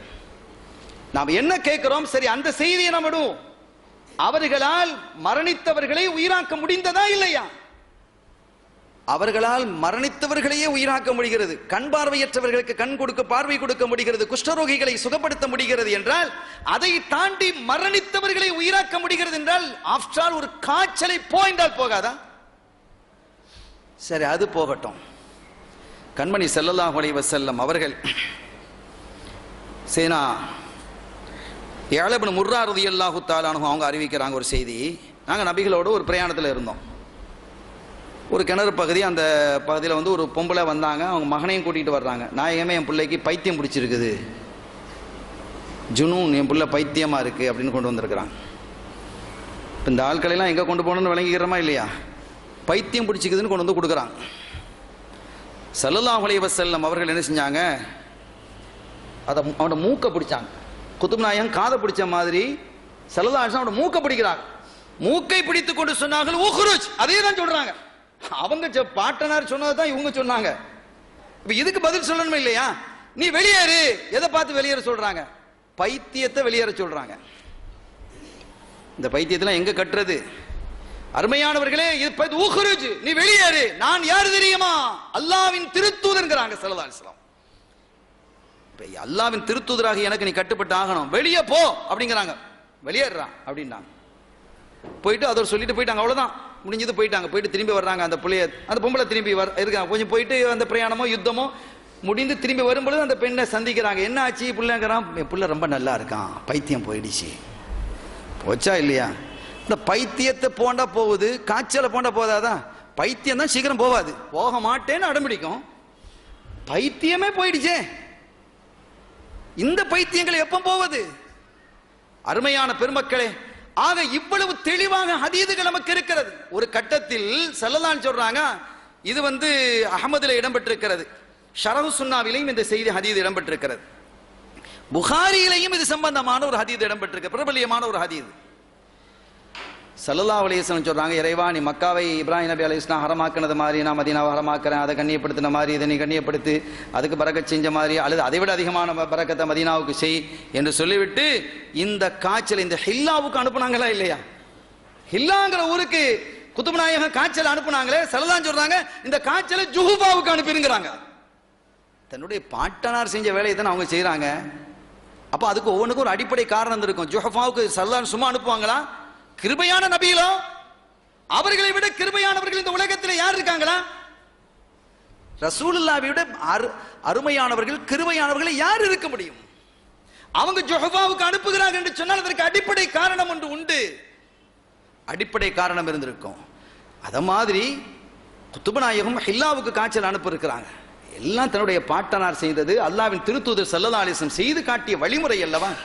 நானும் நீனும் செஞ்ச காய்ச்சலே நீ பக்கத்து ஊருக்கு போயிரு, திஹாரிக்கு போயிரு, அங்க போயிருந்து சொன்னா வம்பாயிரும். நம்ம செய்ய முடியுமா? அது போவும் செய்யாது. போமா? அவங்க குத்துபு நாயகமா இருந்ததுனால அது நடந்தது. நாம விலாயத்தினுடைய நிலைக்கு வந்தால் அது நடக்கும். அல்லாஹ் தௌஃபீக் செய்வானாக. இவ்வளவு தெளிவானவைகள் தான் முஹைத்தீன் மௌலித், ஓதுநாயகத்தினுடைய மௌலித் மிக தெளிவானது சகோதரர்களே. நமக்கு சந்தேகத்திற்கே இடமில்லாமல் அத்தனையும் ஹதீதினுடைய அடிப்படையிலே மிக அற்புதமாக தெளிவாக்கி வைத்திருக்கிறார்கள். அதே மாதிரி ஒரு இறைநேச செல்வரை குத்துபு நாயகம் ரலியல்லாஹு அன்ஹு வெளியாக்கிட்டாங்க ஊரை விட்டு. அது வருது, பொது செஞ்சுட்டு இருக்கும்போது மிதி அடிக்கட்டி தூக்கி வீசினது எல்லாமே. இப்போ இதெல்லாம் பெரிய விஷயம் இல்லை. இந்த விஷயங்கள்லாம் சொன்னதுக்கு பிறகு நிறைய விஷயங்கள் இருக்கிறது. நான் நிறைவுக்கு வந்து விடுங்க இந்த செய்தியை முடிச்சுட்டு. ஒரு ஆளை பகதாதை விட்டு வெளியில் போக சொல்லிட்டாங்க. வெளியில் போ அப்படின்ட்டாங்க, ஒரு குற்றம் செய்ததற்காக. அப்படி ஊரை விட்டு வெளியில் பத்தலாமா? இவன் கேட்குறான், ஒரு அவுளியா அப்படி செய்யலாமா? அப்போ அவன் செஞ்சா அப்படி அவுளியாவா அப்படின்னு கேட்குறான். ஸல்லல்லாஹு அலைஹி வஸல்லம் பனு குரைலா என்ற ஒரு கூட்டம் தப்பு செய்த போது மதீனா விட்டு வெளியில் போன்னு அனுப்புனாங்களா இல்லையா? மதீனாவை விட்டு அனுப்பப்பட வேண்டியவர்கள் அனுப்பப்படத்தான் செய்யணும். ஊரை விட்டு வெளியேற வேண்டியவர்கள் ஊரை விட்டு வெளியானதான் ஊர் நிம்மதியா இருக்கும். தண்டனை தரப்பட வேண்டியவர்களுக்கு தண்டனை தரப்பட்டால் தான் மற்றவங்க பயப்படுவாங்க. அவனுக்கு தண்டனை தரப்பட இல்லைன்னு சொன்னா குற்றங்கள் அதிகரித்து போய்விடும். இன்னைக்கு அதான் நீங்க நடந்துட்டு இருக்கு. நாடுகளிலே குற்றங்கள் அதிகரிப்பதற்கு காரணம் என்ன?